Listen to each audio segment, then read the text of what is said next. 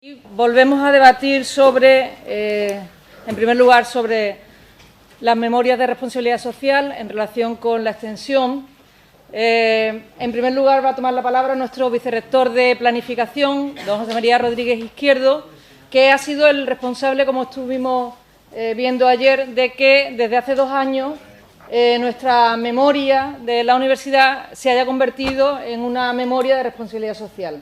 Entonces, queríamos que él contrastara un poco cómo se nos ve a la extensión universitaria dentro de ese modelo de responsabilidad social. José María, muchas gracias.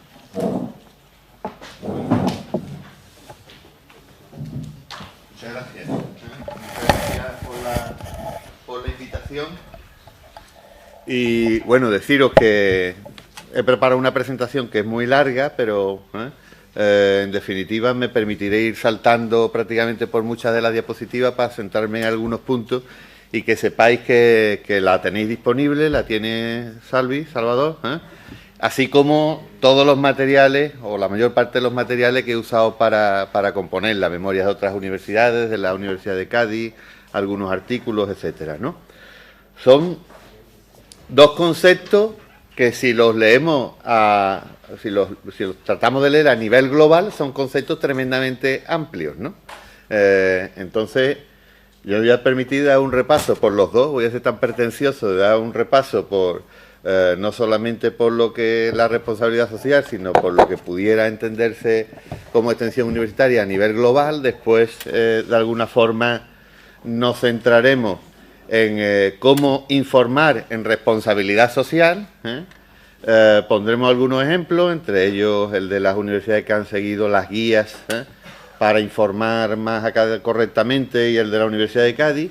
Y después, pues, os quería hacer una reflexión de qué hay detrás de todos estos informes, qué puede significar esto, haciendo una lectura de utilidad, o sea, qué utilidad tiene para una universidad de hacer estos informes de responsabilidad social, ¿no?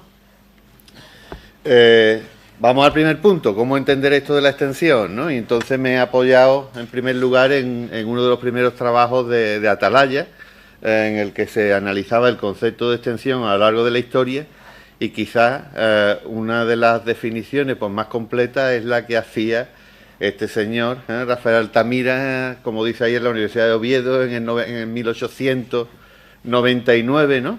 Cuando habla, contextualizándolo en su tiempo, de que la extensión comprende conferencias que vulgarizan los conocimientos científicos, excursiones artísticas, cursos para obreros en núcleos rurales, festivales de confraternización entre profesores y obreros, ¿no? Es decir, la universidad sale fuera, ¿no? Y también, como segunda parte, no solo se intenta dar respuesta diferente a la cuestión social, sino elevar el nivel interno de la universidad, formar hombres antes que sabios, es decir, busca la formación integral de los propios universitarios, ¿no? En las conclusiones, en ese mismo trabajo, pues se viene a insistir sobre lo mismo, ¿no? Cómo lo que se busca desde la extensión es conectar universidad y sociedad, conectar esto con, además, con el saber del momento, ¿no? Y hacer que el conocimiento no sea solo patrimonio de la universidad, sino patrimonio compartido por todos, ¿no? Otra referencia que utilizo es del artículo del trabajo Misión de la Universidad de José Ortega y Gasset, ¿no? Ahí nuevamente está marcado en naranja, ¿no? Dice, se entenderá por universidad la institución en la que se enseña al estudiante medio a ser un hombre culto y un buen profesional, ¿no? Es decir, la parte profesional, pero también la parte de formación integral, ¿no? Y después, bueno, el artículo es realmente delicioso y perfectamente aplicable a nuestros días, ¿no? Y nos hace una reflexión incluso sobre cómo enseñar, cómo no plantear objetivos excesivamente ambiciosos, y dice, las disciplinas de cultura y los estudios profesionales se ofrecerán de forma pedagógicamente racionalizada, cosa que a veces se nos va un poco de la cabeza, ¿no? Y termino esta entrada un poco yéndome a lo que dice la Ley Orgánica de Reforma de la LOU, ¿no? Sobre el aspecto, sobre la cultura, ¿no? Que dice, bueno, es responsabilidad de la universidad conectar al universitario con el sistema de ideas vivas de su tiempo, ¿no? bueno, y dice más cosas, ¿no? Pero fundamentalmente enfoca este artículo de la cultura también nuevamente a la formación integral de los universitarios, es decir, lo enfoca hacia adentro. Ya hemos visto, por tanto, que existen esos dos enfoques, hacia adentro, cultura, formación integral para los que componen la comunidad universitaria, hacia afuera, pues casi cualquier tipo de proyección, y aquí es donde el concepto se abre, cualquier tipo de proyección de la actividad universitaria en el entorno, medida a través del impacto. Bueno, impacto, ¿esto qué es? Bueno, ¿qué reflejo tiene? ¿Qué influencia tiene en estas actividades en la sociedad, ¿no? Si utilizamos esos términos amplios, pues estamos hablando de cultura, formación integral y otras actividades para enriquecimiento humanístico del colectivo universitario y aquí es donde se abre, y las aportaciones al tejido social por parte de las universidades, y esto son muchísimas cosas, ¿no? Y hay universidades que lo entienden, sobre todo en otras partes del mundo, de una manera tremendamente amplia, ¿no?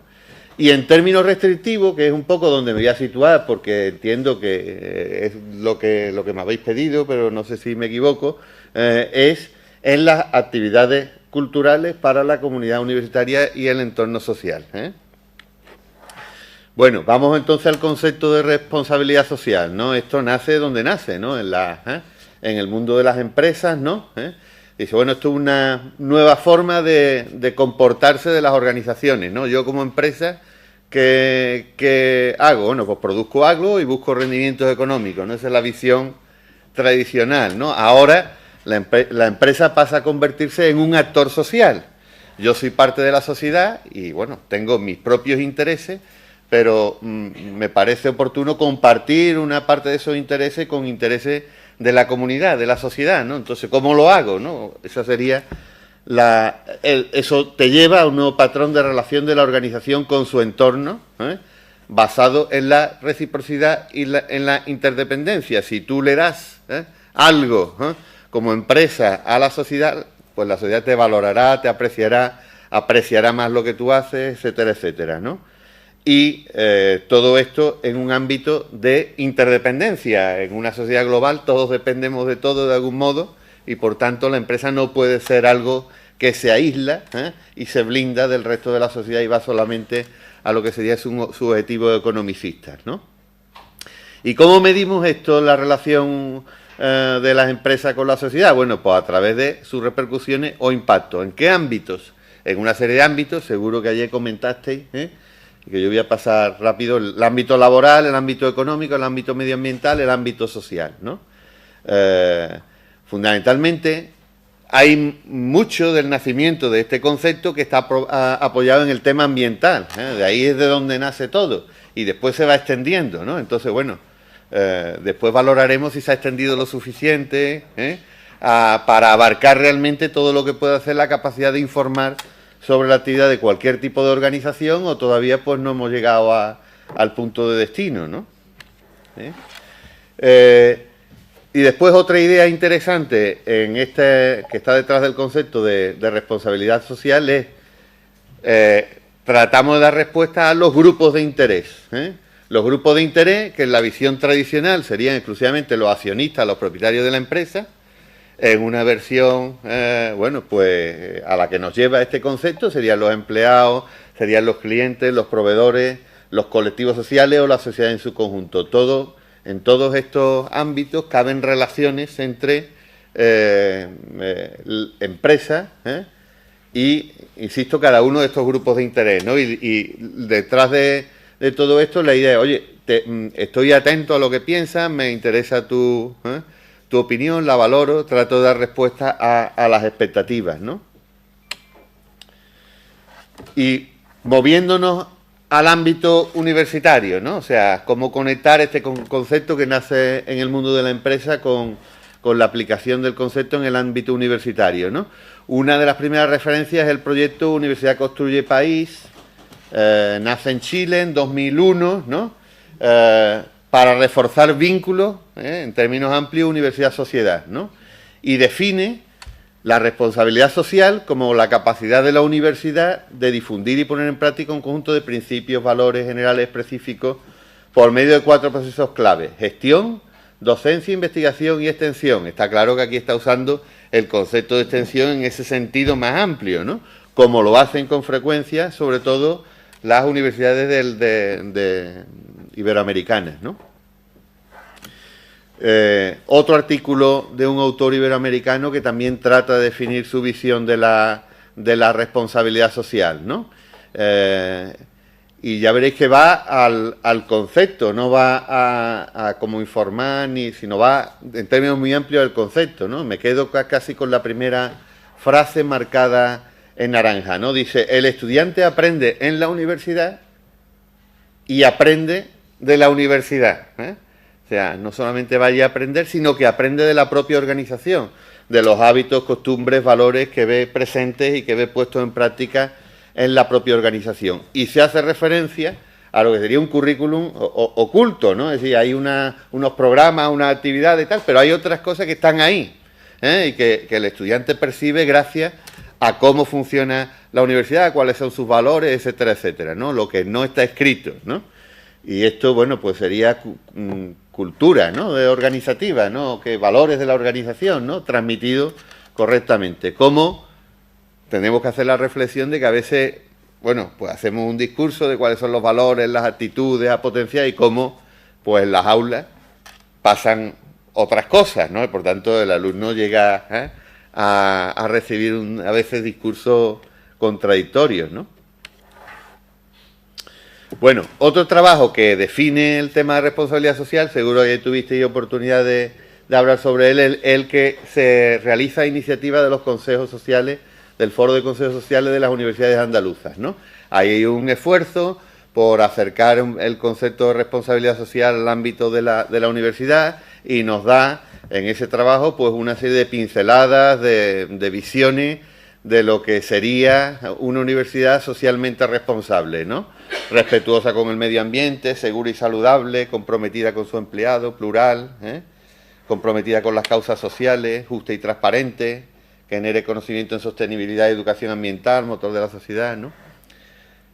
Bueno, quizás la cuestión cultural, lo veis que no, en ese trabajo no ha sido resaltada, ¿no? O sea, habría sido una oportunidad para ponerla más de relieve, pero realmente pues ha pasado, se ha centrado en otros temas, ¿no? Este es un concepto, como decía, distinto, por ejemplo, de un ejemplo de universidad que sigue un concepto distinto de la responsabilidad social a claramente, bueno, pues alejado, si queréis, del concepto en el mundo de las empresas, del concepto reglamentado, de cómo... Y se va a lo que significan los términos, ¿no? A responsabilidad. Oye, como universidad tengo un compromiso con la sociedad. Lo mismo que ese concepto lleva a las empresas a convertirse en actores sociales, pues las universidades también son actores sociales. Quizá lo han sido siempre, ¿no?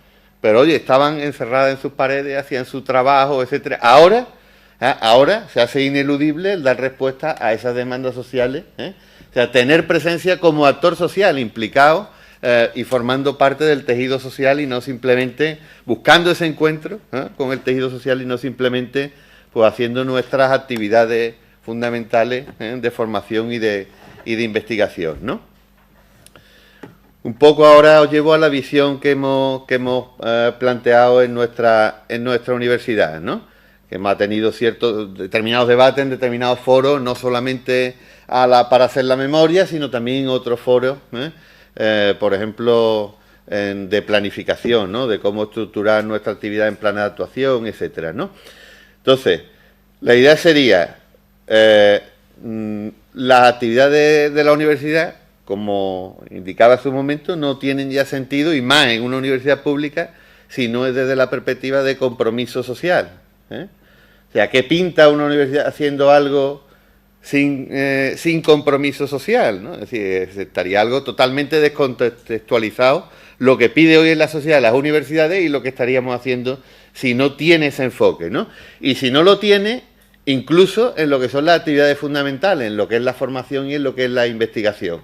Esas actividades tienen que tener también una visión, tienen que tener una orientación hacia el ámbito del compromiso social, ¿no?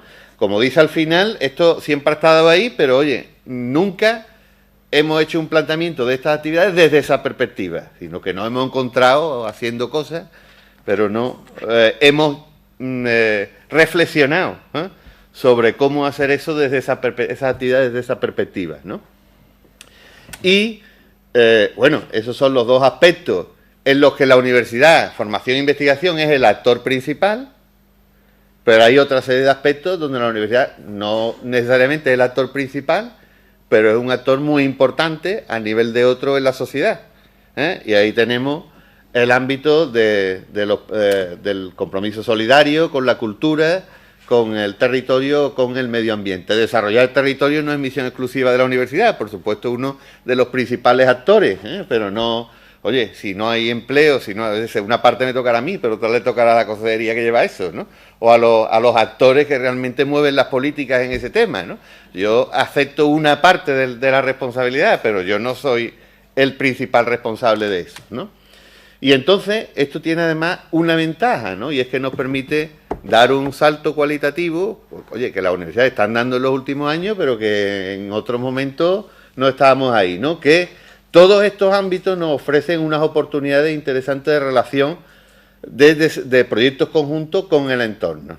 O sea, si centramos la atención en estos ámbitos especialmente, todos ellos nos ofrecen unas oportunidades importantes de relación con el entorno, ¿no?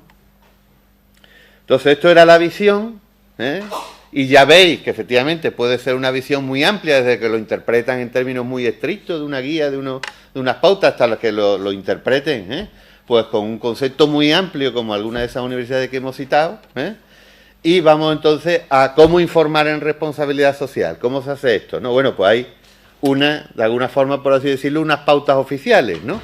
Hay un grupo, el GRI, ¿no?, que, bueno, que dice, oye, sería interesante proponer unas pautas para hacer los informes de responsabilidad social, ¿no?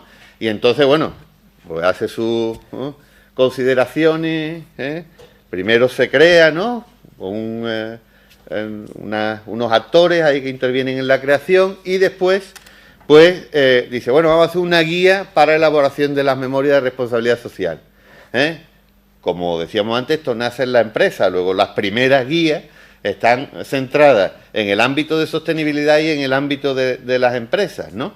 Y desde esa primera versión de la guía para elaborar las memorias hasta la tercera en la que nos encontramos, pues ha habido un camino, ha habido un movimiento donde cada vez pues se consideran instituciones, empresas más amplias, en más sectores, etcétera, etcétera, ¿no?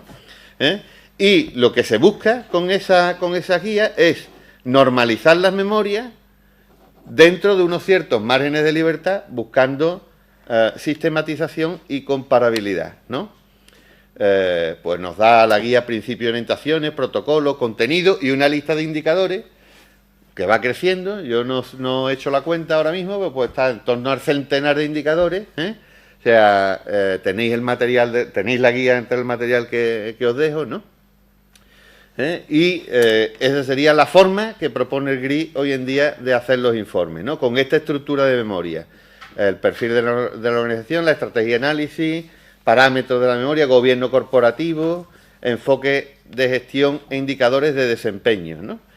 Y, bueno, aquí, cuando se entra en eso, es cuando viene la pregunta, ¿no? Si esta guía es o no adecuada para informar, para la puesta en valor de la actividad de las universidades, ¿no?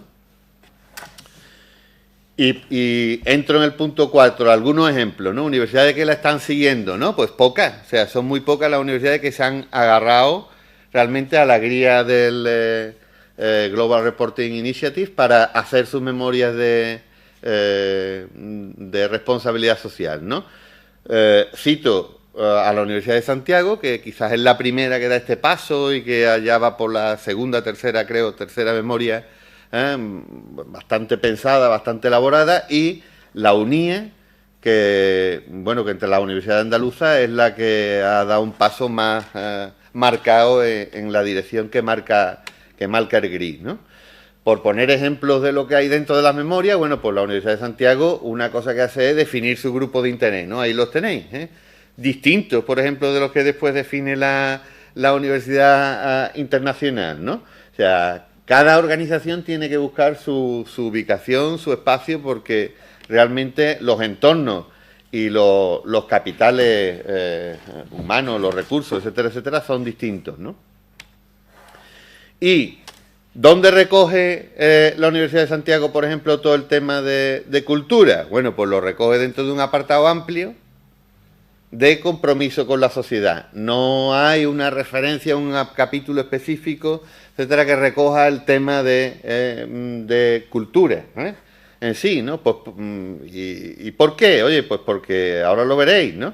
Porque realmente, de los 100 indicadores aproximadamente que están definidos ahora mismo, solamente 2,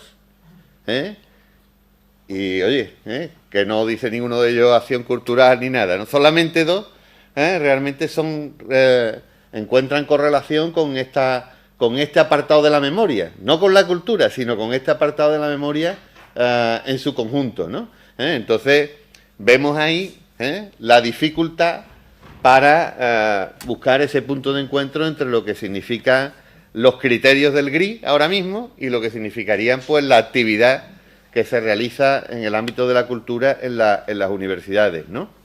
Lo mismo un poco si nos vamos a la UNIA, este sería su índice, alcance, misión, valores, perfil, impacto, riesgo y oportunidad, gobierno de la UNIA y la UNIA y sus grupos de interés. Es ahí donde se vuelca la mayor parte de los datos de las acciones concretas que ha desarrollado la UNIA y, en concreto, estos son, en el caso de la UNIA, los grupos del desplegable de los grupos de interés,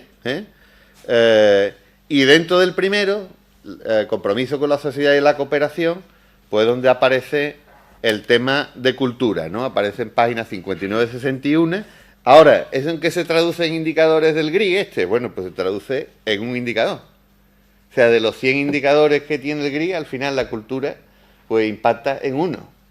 Luego, está claro que ahí hay una distancia ahora mismo entre lo que sería estos criterios de esta organización y lo que sería la posibilidad de informar y poner en valor lo que se está haciendo, ¿no? Bueno, el trabajo que se ha hecho a nivel andaluz, ¿no? La propuesta de una guía adaptada a las universidades, la iniciativa del Foro de Consejos Sociales, ¿no? Esto conoceréis mucho de vosotros el cuadernillo, esto tiene unas 30 páginas, ¿no? De cuadernillo, ¿no? Pero al final, bueno, pues hay estas líneas en concreto sobre el compromiso con la cultura, ¿no? O sea que a nivel andaluz, que sabemos el peso, la significación que se le está dando a todo lo que es cultura en el ámbito universitario, pues realmente podríamos decir que se ha perdido la oportunidad en este formato libre del Foro de Consejos Sociales, que ya no respeta estrictamente los criterios del GRI, se ha perdido la oportunidad de dar más cabida a todo lo que serían pues los compromisos con la cultura, ¿no? Otro ámbito donde podemos decir, bueno, ¿dónde puede tener también reflejo esto, ¿no? Este tema cultural? Bueno, pues las memorias de responsabilidad social que nos hacen, que nos invitan a hacer desde la Consejería de Innovación, Ciencia y Empresas, ¿no? Eso está recortado del contrato programa y dice diseño y adopción de medidas que mejoren los conceptos relativos a buen gobierno, reputación y ética en la gestión, compromiso medioambiental, desarrollo sostenible, promoción de la salud, multiculturalidad, discapacidad, acción social, tal, ¿no? Bueno, pues ahora cuando te piden el informe, lo que te piden es esto. O sea, ya en el texto no estaba muy claro lo de la cultura, pero cuando te piden el informe, y esto es de ayer, ¿no? Es un trozo de la hoja de cálculo que nos mandan para cumplimentar el apartado de responsabilidad social, el comienzo, no la hoja completa, pero las referencias son a la discapacidad, al voluntariado y a la inmigración. No hay una referencia dentro del informe que se les pide a las universidades en el contexto del contrato programa sobre el tema de acción cultural, ¿no? Por tanto, tanto esfuerzo para esto, ¿no? El impacto realmente de la acción cultural, el papel en responsabilidad social de la actividad cultural de las universidades es muchísimo mayor que todo esto, que podemos incluir en el marco que nos están dando para cumplimentar las memorias, ¿no? Entonces, por eso, tanto en este ámbito como en otro, que, oye, nosotros en la Universidad de Cádiz decidimos salirnos un poco de este formato, ¿no? Es decir, la memoria está realmente para proyectar la imagen que tú quieres proyectar, lo que está, de acuerdo con lo que estás haciendo, y no para, oye, satisfacer una demanda que te vienen de unos grupos globales que parten de donde parten y que, oye, el día que lleguen aquí estaremos encantados de seguirlo, ¿no? Pero de momento, pues, no han llegado, ¿no? Detrás de las memorias hay muchas preguntas, ¿no? De cómo plantearlas y tal, que no hemos hecho, ¿no?, antes de dar el paso, ¿no? De cómo plantearlas, ¿no? Aquí estaría un poco el árbol de contenido, la tenéis todo, me parece que se os ha dado en la documentación, ¿no? Entonces, bueno, pues el compromiso cultural tiene su espacio, ¿no? O sea, la memoria no puede ser una de las decisiones es, esto no es un inventario, la memoria no es un inventario de todo lo que se ha hecho, porque si no habría que hacer un inventario de todo lo que ha hecho la universidad y eso sería algo indigerible. Luego la memoria es una de alguna forma un flash, de un resumen de lo que ha hecho la universidad, pero además tratando de resaltar algunos conceptos que sí están detrás de la idea de realmente de rendición de cuentas, de que sea información auditable, que tenga su respaldo documental, que no sea cosas que pensamos que vamos a hacer, sino cosas que están hechas, ¿no? Desde ese punto de vista, ¿no? Y paso por algunas pantallas sobre la memoria, ¿no? Por ejemplo, en la de 2007 decíamos, bueno, ¿cuáles son nuestros objetivos?, ¿no? Y partíamos de ahí. Podría esto equivaler un poco a lo que es la visión de la organización, a lo que es el enfoque que se da a la organización. Ya en la de este año, ¿no?, un apartado por el que comienza la memoria, los valores, ¿no? Los valores que se plantea la Universidad de Cádiz cuando desarrolla su actividad cultural, ¿no? Es importante porque eso será la orientación de todo el esfuerzo y serán valores, oye, que la sociedad podrá medir si esos son los valores que ella aprecia o en qué medida los aprecia, ¿no? Las actividades, pero como decía, no inventariándolas una por una, sino realmente inventariándolas por parcelas, quizás, ¿no? Es decir, como un resumen sintético de lo que son lo que hace la actividad, lo que hace la universidad en materia cultural, ¿no? El tema de orientación a grupos de interés, que es un elemento que sí está en la raíz en el concepto de la memoria de responsabilidad social, ¿no? Bueno, pues tenemos un proyecto para seguir la opinión de los universitarios y de los usuarios del servicio, de los servicios culturales, y bueno, hay también un trabajo que se ha desarrollado dentro de Atalaya muy importante de identificar los hábitos, usos y costumbres de distintos colectivos universitarios cercanos a la universidad, ¿no? El inventario de actividades, pero no relacionando una por una, sino los indicadores que resumen esa actividad, ¿no? Y con una visión de marcar una evolución año a año, evolución que, oye, la universidad tendrá que saber si tiene que ser en aumento, no aumentar, mantenerse, disminuir en un momento dado y mejorar los impactos. O sea, realmente esas son decisiones estratégicas que cada universidad tiene que tomar, pero tú, desde tu responsabilidad como universidad, informa de lo que estás haciendo y de cuál es la evolución. Después tendrás que dar la explicación de por qué esos números pues suben o bajan. O sea, ese es el compromiso que hay detrás de la memoria de responsabilidad social, ¿no? Otro ámbito importante, las alianzas, que decíamos que estos ámbitos, y en particular el ámbito de la cultura, es un ámbito a través del cual la universidad puede establecer alianzas con otros actores sociales, ¿no? Y es fundamental el que esas alianzas se establezcan, ¿no? Cómo realmente organiza algunos aspectos para dinamizar, algunos aspectos clave que consideres en tu estrategia, ¿no? O, por ejemplo, cómo plantear la dinamización cultural dentro de la universidad, cómo hacer que esto se mueva, ¿no? Realmente, ¿no? Otro aspecto que está muy trabajado desde el vicerrectorado y que realmente valoramos mucho es cómo tiene una serie de servicios personalizados para informar de las actividades que realizas, ¿no? Impacto en los medios, por ejemplo, ¿no? Y me voy al punto quinto y voy a terminar, ¿no? O sea, cuando decíamos, bueno, ¿y esto para qué sirve? Bueno, primero para decir lo que estás haciendo, ¿no? Que si no, lo mismo no se entera nadie, ¿no? Pero hay otros elementos que inciden, o esto es lo que se cree un vicerrector de planificación, que ya sabéis que se creen cosas que no siempre son, ¿no? Entonces, hay otros elementos que están detrás de este tipo de instrumentos o de planteamientos de informes, ¿no? Y es que para tú informar tienes que tener un sistema de información. O sea, que si tú planteas una memoria que tenga que soportar una auditoría, eso significa que tú tienes que tener un sistema de información fiable. Y eso está vinculado a que si tienes esos sistemas de información, tienes que tener unos sistemas de gestión, ¿no? Para todo, pero también para gestionar la información. Luego eso te obliga en tus procedimientos. O sea, estás hablando de funcionar, bueno, con voluntarismo, de funcionar como se ha funcionado toda la vida, ¿no? Pasa a realmente plantear lo que hace en términos de procedimientos, en términos de indicadores, en términos de realmente de datos que puedas seguir y que te permitan valorar dónde estás en cada momento. Te aporta identificar los agentes de interés. Tú no trabajas para ti o porque te gusta esta actividad tú trabajas para unos colectivos. Luego estás buscando un enfoque de colectivos que te están demandando unas actividades. Si te demandan otras, tendrás que tratar de dar respuesta a eso, ¿no? Estás planteando, por tanto, una planificación.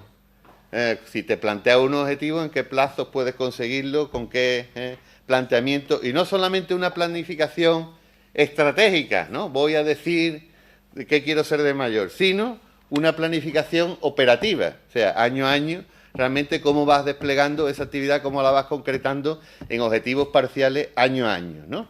Y cómo en cada ciclo pues hacer un planteamiento de enfoque, que es lo que busco, cómo lo realizo, cómo sigo y analizo los resultados y cómo reviso para hacerlo mejor o hacerlo distinto al año siguiente, ¿no? Y cómo, por supuesto, la memoria, lo decíamos al principio, se convierte en un instrumento de comunicación, ¿no? En definitiva, la memoria es útil porque conduce del compromiso de comunicar y rendir cuenta a la exigencia de planificar. Si tú esta es tu foto, tú no querrás que tu foto del año que viene sea peor, o sea, al menos tendrás que tener tus explicaciones luego. Eso te obliga a planificar, ¿no? Y eso es lo que hay detrás, bueno, pues de todos los instrumentos de calidad, de seguimiento, vinculados a los complementos, vinculados a todo eso, pues lo que hay detrás son esos instrumentos de gestión, ¿no? Y en cuanto al futuro, bueno, pues lo dejamos para el debate, si os parece. Bueno, muchas gracias, José María. Hemos empezado tarde y bueno, hay mucho que contar. Creo que lo estuvimos viendo ayer. Extensión universitaria es algo que llevamos diciendo mucho tiempo, es algo más que la pura actividad cultural y creo que eso es lo que tenemos que tratar de explicar a todos y a ver si Luis Ben, de la Diputación Provincial, de la Oficina del Bicentenario, del 12, y de la revista Periférica nos ayuda un poco en esa tarea al hablar de la cultura de la responsabilidad social. Muchas gracias. Bueno, ante todo, gracias a la Universidad de Cádiz, a su vicerrectora, pues, por pensar en mí. Y en otra persona que no está hoy aquí por problemas de enfermedad, teníamos que ser dos a hablar de esto, Enrique Ledálamo, que es compañero, amigo y mi jefe también, compagino muy bien las tres cosas, y bueno, está en la cama y me ha tocado a mí solo, me ha dejado solo, ya hablaré con él, ajustaré cuentas con mi jefe. Bien, cuando recibimos el encargo, nosotros somos gente, Enrique y yo, de la gestión cultural, de la acción de la intervención cultural desde la administración pública local, y de la RSU sabíamos poco y seguimos sabiendo poco todavía, pero bueno, algo nos imaginamos. Entonces, cuando nos planteamos cómo desarrollar esta propuesta, partimos de dos preguntas, nos hicimos dos preguntas. La primera es, ¿qué necesita hoy la cultura? Si es que necesita algo, ¿no? Y me refiero a la intervención cultural, a las políticas culturales, a la gestión cultural. Y si esas cosas que necesita o necesitara, podría dárselas la universidad y a través de esa herramienta que llaman ustedes responsabilidad social universitaria. Bien, y esas son las dos preguntas que nos hicimos. Mantengo el papelito en el que las pusimos el primer día. Y primero voy a hacer una breve introducción sobre el mundo de la cultura, este mundo de la cultura, de la gestión cultural hoy día, algunas cosas, por aclarar nada más, y desde nuestra perspectiva, y todas perfectamente discutibles. Cultura, la conceptualización en torno a lo que es la cultura es un esfuerzo casi inútil, ¿no?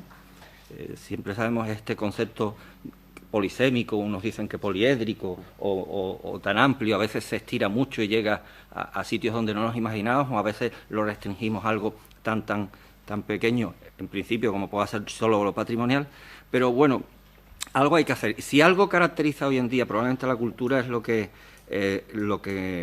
las dos características que da Bauman al mundo global, que es la movilidad y el carácter líquido. Hoy en día estamos en un mundo que se mueve, todo se mueve, y la cultura es algo en donde existe mucha movilidad, ¿eh? Ya veremos algo más. Y el carácter líquido porque funciona en base a flujos, no es sólido, la cultura hoy día no es un bloque hoy día como podían pensar los hombres del 18, del 19 y buena parte del 20, es decir, este bloque granítico casi es la cultura, ¿no? Es algo muy líquido, fluye mucho. Esto produce hoy día algunas tendencias o incluso tensiones en el ámbito cultural. Primero, el concepto de usuario o consumidor de cultura, como ustedes crean, ya no es el mismo de antes. García Canclini es un antropólogo argentino que ha estudiado mucho estos temas, define 3 tipos de usuarios de cultura. El muy tradicional, el más antiguo, es el lector, el hombre que lee. No solo libros, aunque primeramente libros, sino lee determinados actos culturales como lee cuadros, lee teatro puesto en escena, es un lector. Los más mayores, los más antiguos, somos un poco, o sobre todo somos lectores. Luego aparece el espectador como segundo modelo de usuario, consumidor de cultura. El espectador fundamentalmente, esencialmente, él se refiere a espectador de cultura de masas, televisión, algo de cine o cine comercial, pero televisión. Y un nuevo consumidor usuario, del que hablaremos un poco más después, que son los internautas. Los menores de 30, de 25, son fundamentalmente consumidores de cultura a través de la red, ¿no? Con muchos problemas que ya sabemos que eso genera en la cultura tradicional. Pensemos en el mundo de la música y en las descargas, etcétera. Y en España dicen algunos estudios, que los españoles como usuarios de cultura hay 2 grupos, unos anorésicos culturales y unos bulímicos culturales. Hay una gran masa de anorésicos culturales que fuera de lo que es entretenimiento no consume cultura, no usa cultura. Y luego hay unas pequeñas minorías que son bulímicos, consumen toda la cultura que cae a su alrededor, ¿no? Son esos culturetas que decimos que existen en todos sitios, los que siempre están en cualquier actividad cultural que se organice en la ciudad, barrio o pueblo. Yo digo que son, en principio, desde mi punto de vista egoísta, los que justifican mi sueldo, porque son, gracias a ellos hay gente en algunas actividades y está justificado que uno trabaje. Eso por un lado. Luego hay, algunos hablan hay un descenso del carácter líquido, descenso de flujos culturales en el geoespacio, o sea, en el mundo material. Hay menos librerías, menos tiendas de discos, aunque siga habiendo los mismos teatros, hay menos públicos de teatro, etcétera. Eso es una tendencia y en las encuestas europeas la dan. El público de música clásica, con la tendencia actual, tiene fecha de caducidad, morirán todos los que asisten a los conciertos de música clásica en directo, si la cosa sigue igual. Pero, sin embargo, por el contrario, aumentan los flujos culturales en el ciberespacio o en Internet. Ahí hay muchos flujos culturales, no solo de productos culturales que van pasando de unos a otros de formas más o menos legales o alegales, etcétera, sino en redes de comunicación, en estas redes sociales, empiezan a aparecer redes sociales con caracteres y contenidos culturales, y muy usados, ¿no? Y luego está la última tendencia, que es la que lleva unos años, la tradición. Ya es clásica, ¿no? Es las dinámicas, las tensiones entre lo global y lo local, entre lo universal y lo territorial identitario, entre la deslocalización de muchas cosas y la localización de otras muchas. Bien, Entonces, a partir, digamos, de este escenario a grandes brochazos de cómo está la cultura hoy en día, que es una interpretación mía, de Enrique y de algunos más, pero discutible, ya lo digo siempre, ¿qué necesita la cultura? Probablemente no cosas distintas de lo que necesitan otros ámbitos. Necesita personas, es evidente, mejor formadas y más creativas. Probablemente esto pase en cualquier sector. En el sector financiero, pasará en la propia universidad. La universidad, supongo, necesita más personas y mejor formadas, etcétera. Luego necesita tecnologías. El ámbito de la gestión cultural, pues, es un ámbito nuevo. En España 30 años, eso no es nada. Y entonces necesita herramientas. La gestión cultural hemos sido parásitos de los instrumentos de otras disciplinas o de otras ciencias. Planificación estratégica, que cuando hemos empezado a utilizar la cultura, luego hablaremos, pero la hemos tomado de otros ámbitos, evidentemente. Y luego necesita, en este contexto, para mí algo muy importante es comunicación, mejorar la comunicación. Porque aunque tradicionalmente lo que hemos fallado los gestores culturales es en comunicar nuestros programas y nuestros proyectos, por ignorancia de los mecanismos de comunicación, la comunicación en el mundo actual es algo más complejo. Hablaba antes de los nuevos usuarios o consumidores. Entre estos jóvenes que son internautas, alguien los ha definido como prosumidores. Producen y consumen cultura. Es una cosa nueva. Yo creo que es la palabra o el palabro, el neologismo yo creo que es bastante explícito. Y hay algo un fenómeno que el profesor Manuel Castel denomina, y perdonen mi inglés que es inexistente, mass self-communication, que es como autocomunicación masiva, producida de modo masiva. O sea, y es una comunicación que es de modo masiva en la red, pero que, sin embargo, es producida individualmente, es consumida individualmente y es percibida individualmente.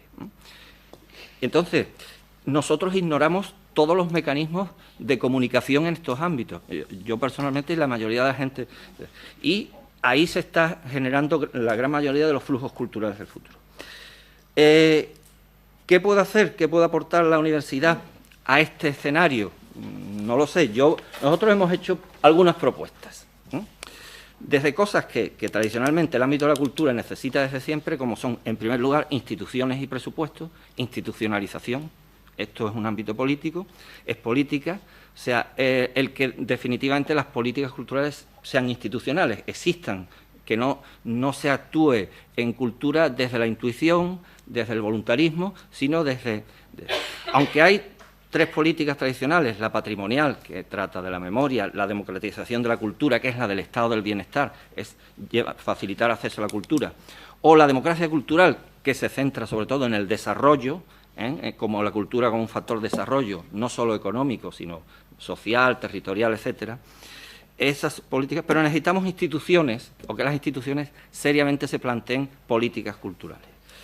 ¿Qué realidad hay ahora? Bueno, en principio hay lo que podemos llamar una saturación retórica del discurso hegemónico en cultura. Cuando se habla políticamente de cultura, se hace un discurso de políticas declarativas. Hay que promover la cultura, hay que garantizar el acceso a la cultura, nuestro propósito es difundir la cultura, pero difícilmente se baja de ahí. Hoy tenemos incorporado al discurso político de la cultura la cultura como la cultura y economía, ¿no? Esa dicotomía, ese maridaje cultura-economía, y se empieza a hablar en el discurso político hegemónico de la cultura como generadora de empleo, la cultura como factor de desarrollo, etcétera, etcétera. Bien. También en las políticas actuales hay ausencia de bases objetivas para la toma de decisiones, y eso es algo que retomaremos al mismo. O sea, en cultura no se habla como en otros sectores de ratios de servicio, tasas de cobertura, análisis de la demanda, análisis de la calidad de los servicios, o no se está hablando con la intensidad que se debiera, o no se ha hablado hasta hace muy poco. Luego, otro problema que tiene la cultura es la concurrencia institucional excesiva, sobre todo en España, pero pasa en casi todos los sitios. En nuestro marco jurídico-político, la cultura es concurrente, todos podemos hacer de todos. La universidad puede hacer lo mismo que la Diputación lo mismo que la universidad, y lo mismo que el Ayuntamiento tal, y lo mismo que la Consejería y el Ministerio, y hasta la propia Unión Europea, desembarcar y encontrarnos 6, 7 instituciones haciendo lo mismo. Eso crea zonas saturadas, sitios donde como concurrimos ahí vamos todos, por lo que sea, porque es lo de moda, es lo que toca o se nos ha ocurrido. Y agujeros oscuros, sitios donde nadie hace nada y se deberían estar haciendo cosas. Esto lleva a mi entender, y de mucho, a una mala gestión de escasos recursos. Si los recursos son escasos en casi todo, en cultura son aún más escasos.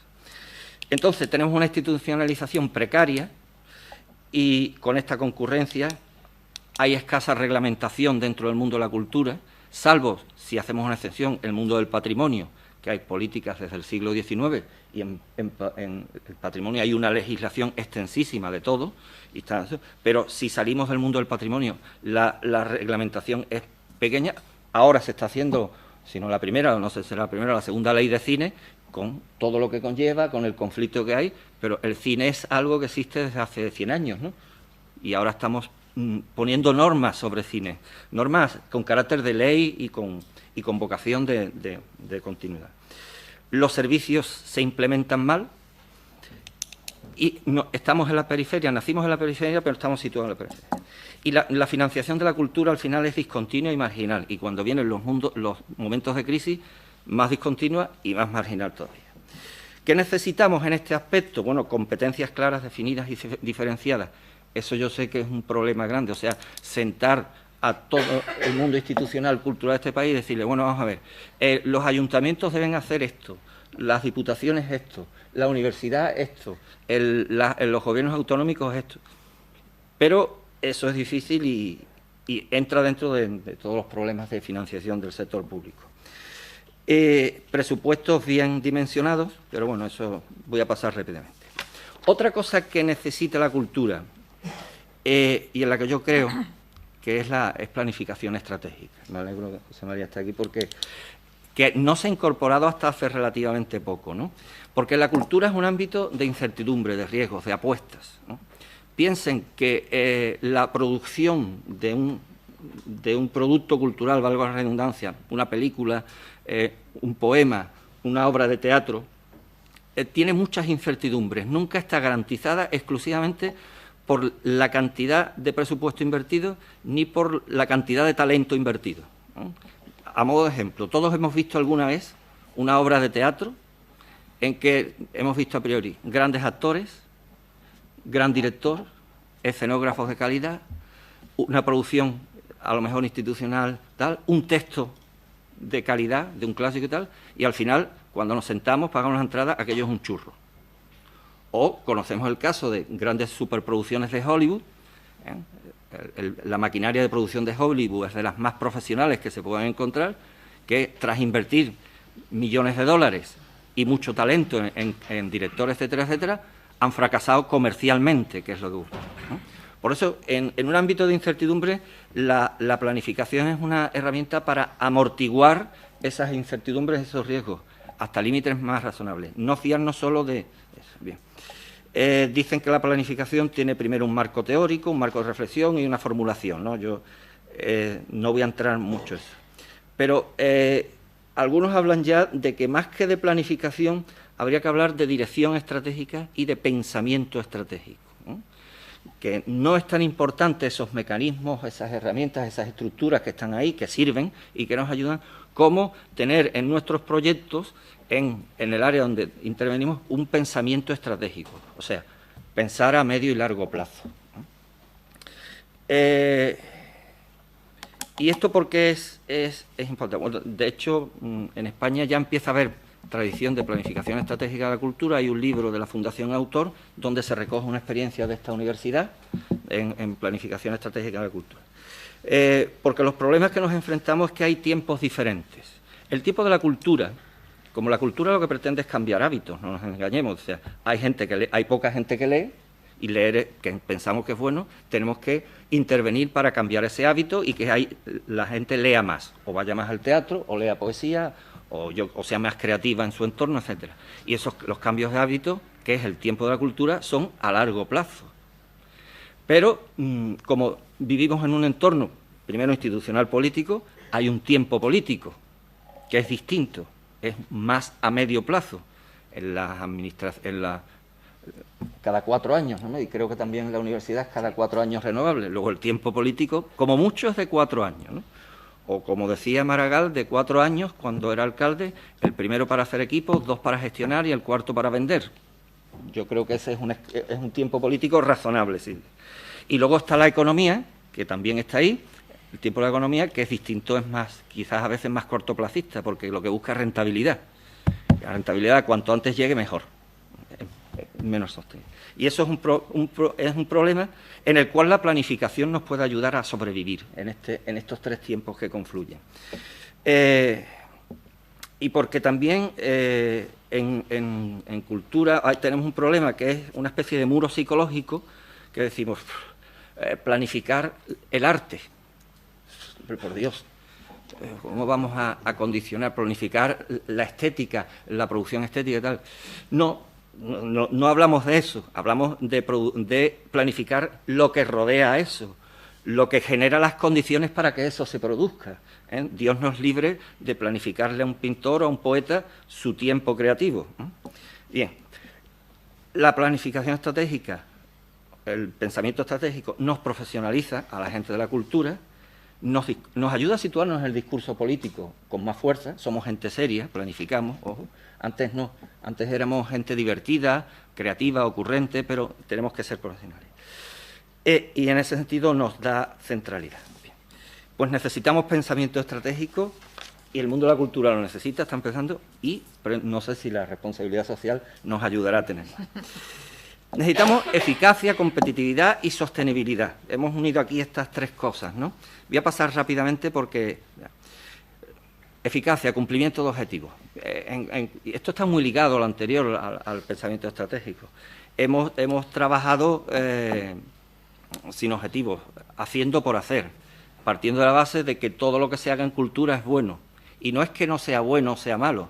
La pregunta que hay que hacer, ¿es conveniente aquí ahora o no es conveniente? ¿Es la demanda que hay social o no es la demanda que hay? Evidentemente, representar una obra de teatro nunca será malo, pero ¿es lo que hay que hacer aquí ahora? O proyectar cine, o montar una exposición de lo que sea, etc. Bien, tener objetivos, porque es tener política. Y yo creo que los vicerrectorados deben tener políticas objetivas, me imagino, no solo declarativas, como decía antes, sino políticas planificadas y objetivables, ¿no? En doble sentido, con objetivos y evaluables, ¿no? Porque se pueden medir.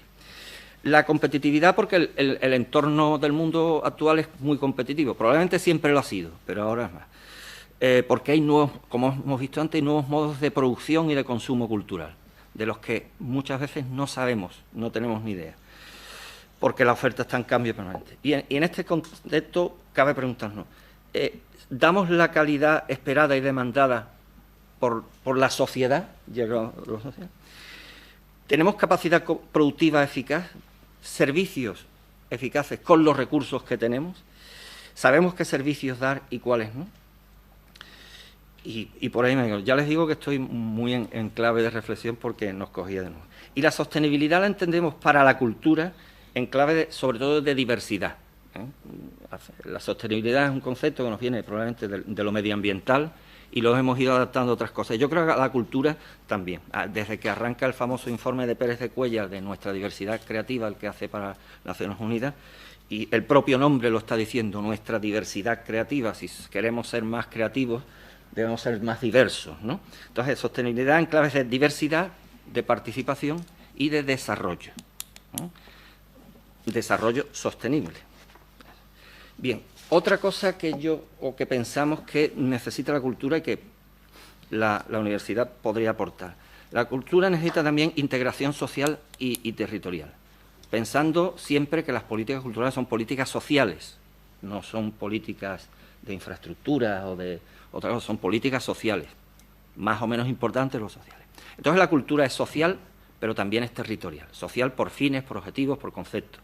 Y es territorial porque necesita referenciarse a un territorio. No hacemos cultura en el aire, incluso un ciberterritorio en un momento determinado, ¿no? En eso nos encontramos que la universidad también es social, muy social, y en el modelo actual es territorial, aunque por concepto es universal, pero nuestras universidades ahora son territoriales. A lo mejor lo que tratan es de situar en lo universal el territorio en el que trabajan, etcétera. Bien, pues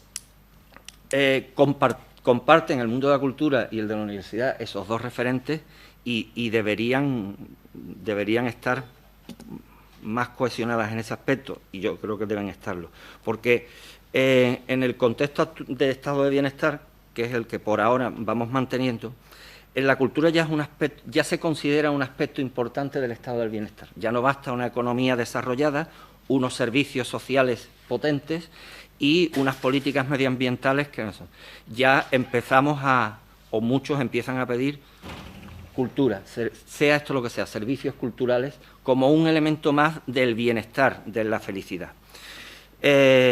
Hablando en términos de dimensión cultural del desarrollo. Y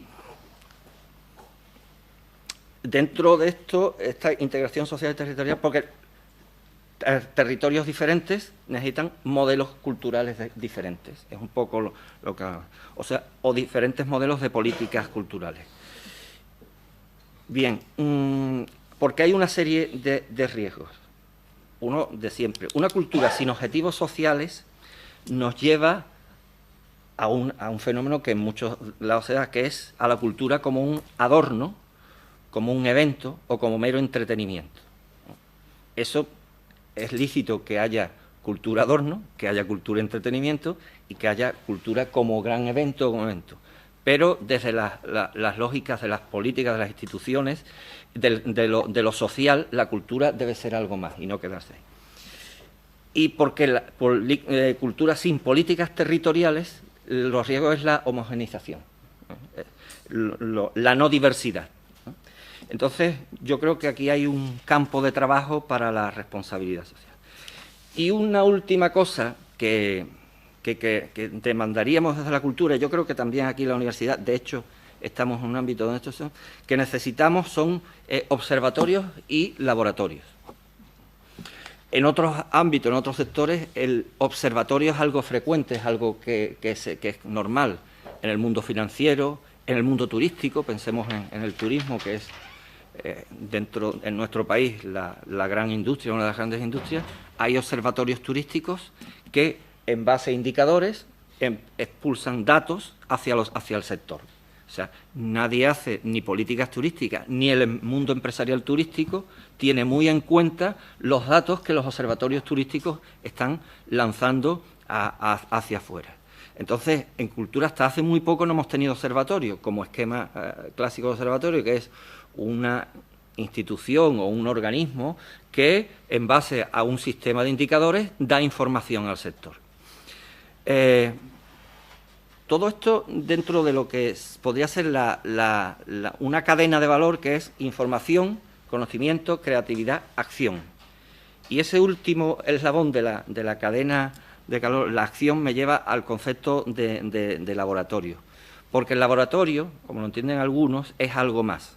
Ahí hemos cogido, ya tenemos la información transformada en conocimiento y vamos a actuar para generar creación, conocimiento, experimentar. La información nos sirve en esta cadena para diagnosticar.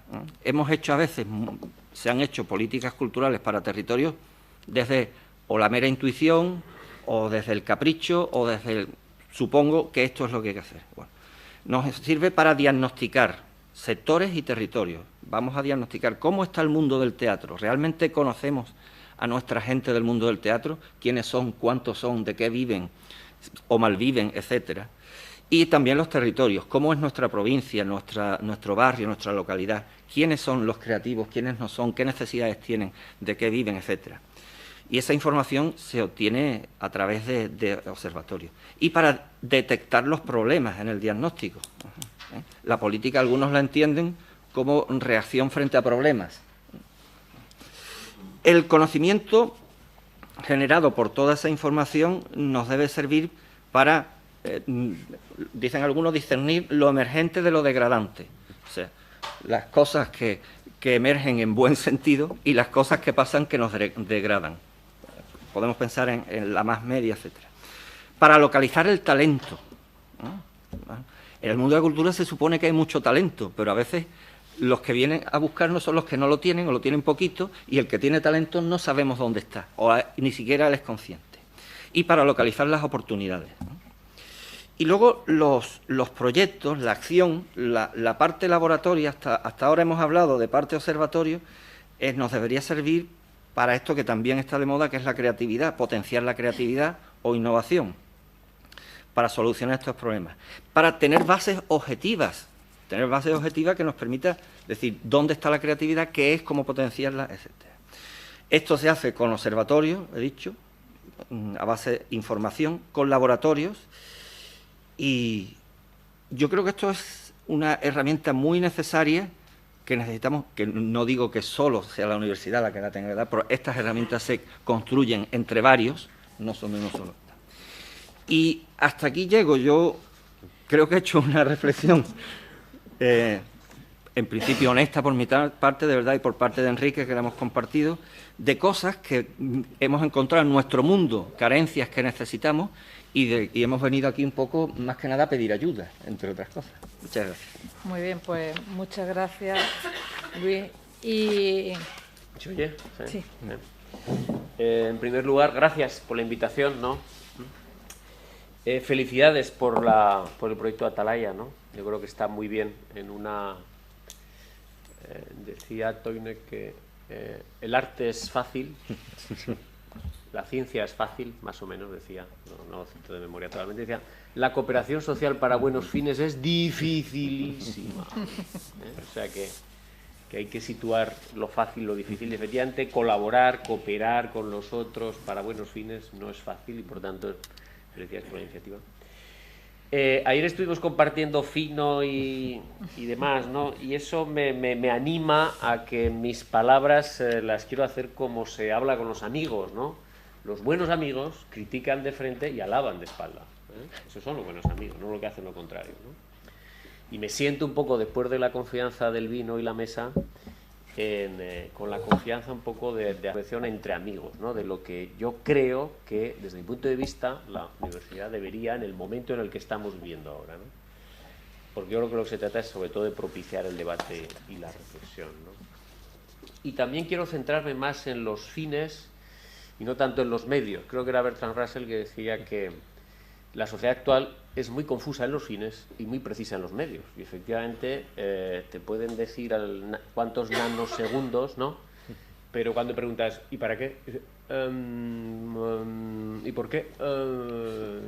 Y ahí empieza la confusión, ¿no? Entonces quiero centrarme más un poco en los fines. Por dar alguna pincelada, quien moderador y presentador decía de ecología y desarrollo, por dar unas pinceladitas un poco de qué es eso, porque ayer, como presuponéis que todos son de la universidad y la universidad no necesita explicación, simplemente de dónde vienes, la de Cádiz, sí, vale, la de Sevilla, sí, la de Córdoba, y yo decía, no soy de una universidad. Bueno, muy rápidamente y muy sintéticamente, porque esto no es el objetivo. Somos una fundación, por lo tanto una ONG, que tenemos como misión ayudar a practicar, porque del discurso, antes hablabas de la toxicidad del discurso cultural, bueno, pues el discurso de la sostenibilidad es casi tan tóxico como el de la cultura, es reiterativo, a practicar la sostenibilidad a la inmensa minoría de gente que quiere trabajar hacia el desarrollo en España y América Latina. Ese sería un poco nuestro territorio. Y nosotros planteamos que hay 3 actores claves para el cambio, entre los cuales no metemos a la universidad. Lo digo de entrada así y confesando, con un cierto sentido, con un pudor, decir, bueno, no decimos claramente que la universidad sea un motor de cambio. Es una pieza fundamental, pero no la vemos que lo esté siendo en este momento, que serían las empresas, las administraciones públicas, los gobiernos y las ONGs. Y de hecho, pues en el campo del gobierno, pues junto con ESADE ayudamos a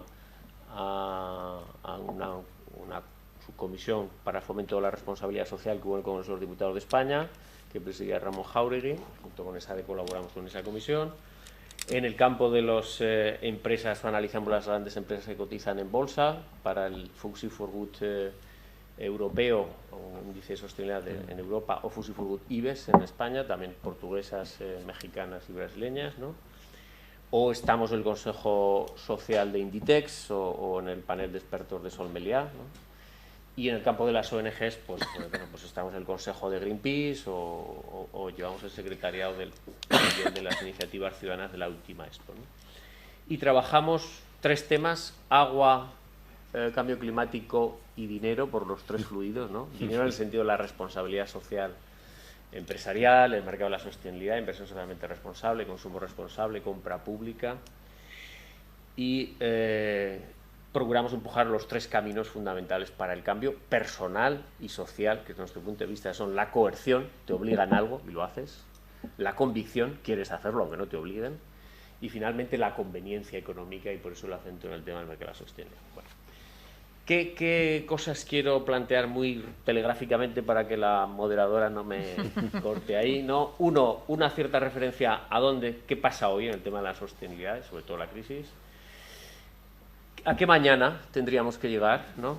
¿Qué necesitamos hacer? ¿Cuál es el trozo de responsabilidad de la universidad en este momento, y cuáles son los factores críticos que yo veo en el tema de la universidad? Y finalmente, pues un epílogo. Bien. Hoy yo no digo nada nuevo si digo que estamos muy mal, que estamos en una emergencia planetaria. El Instituto de Resiliencia de Estocolmo, junto con otras 18 universidades de todo el mundo, los 5 continentes, hace poquito, seguramente hace un mes, en el país quizá lo visteis referenciado, hizo un informe sobre los 9 límites que no deberíamos sobrepasar si no queríamos meternos en un terreno catastrófico. De esos 9 límites, 3, esto es una muy mala noticia, ya los habíamos pasado: las emisiones de carbono, la pérdida de biodiversidad. 4, estamos en un tris. Cuando digo un tris, por ejemplo, el tema de las toneladas de fósforo vertidas a los océanos, pues no deberíamos sobrepasar los 11 millones de toneladas y estamos en 9. O sea que estábamos cerquita, ¿no? Quiere decir que realmente todos los datos científicos avalan de que estamos realmente en una situación muy complicada, pero no los datos científicos, el ciudadano común. Antes estábamos acostumbrados a que la naturaleza cambiaba muy lentamente, ¿no era así? Y nosotros, las modas, la cultura, cambiaban más rápido. Y ahora, oh cielos, estamos viendo que la naturaleza cambia más rápido que nuestras leyes. ¿No es así? Hablando de vinos, con un enólogo de mi zona, de la zona de Aragón, me decía: mira, Víctor, en los últimos 10 años hemos adelantado la vendimia un mes. Un mes. ¿En 10 años? ¿10 años qué es? Para el tiempo, nada. Y estamos en eso, ¿no? Que si realmente estamos en una situación, desde el punto de vista medioambiental, bueno, los humedales arden, ¿no? Aquí cerquita, las tablas de Daimiel, no tenían 300.000 años, están ardiendo.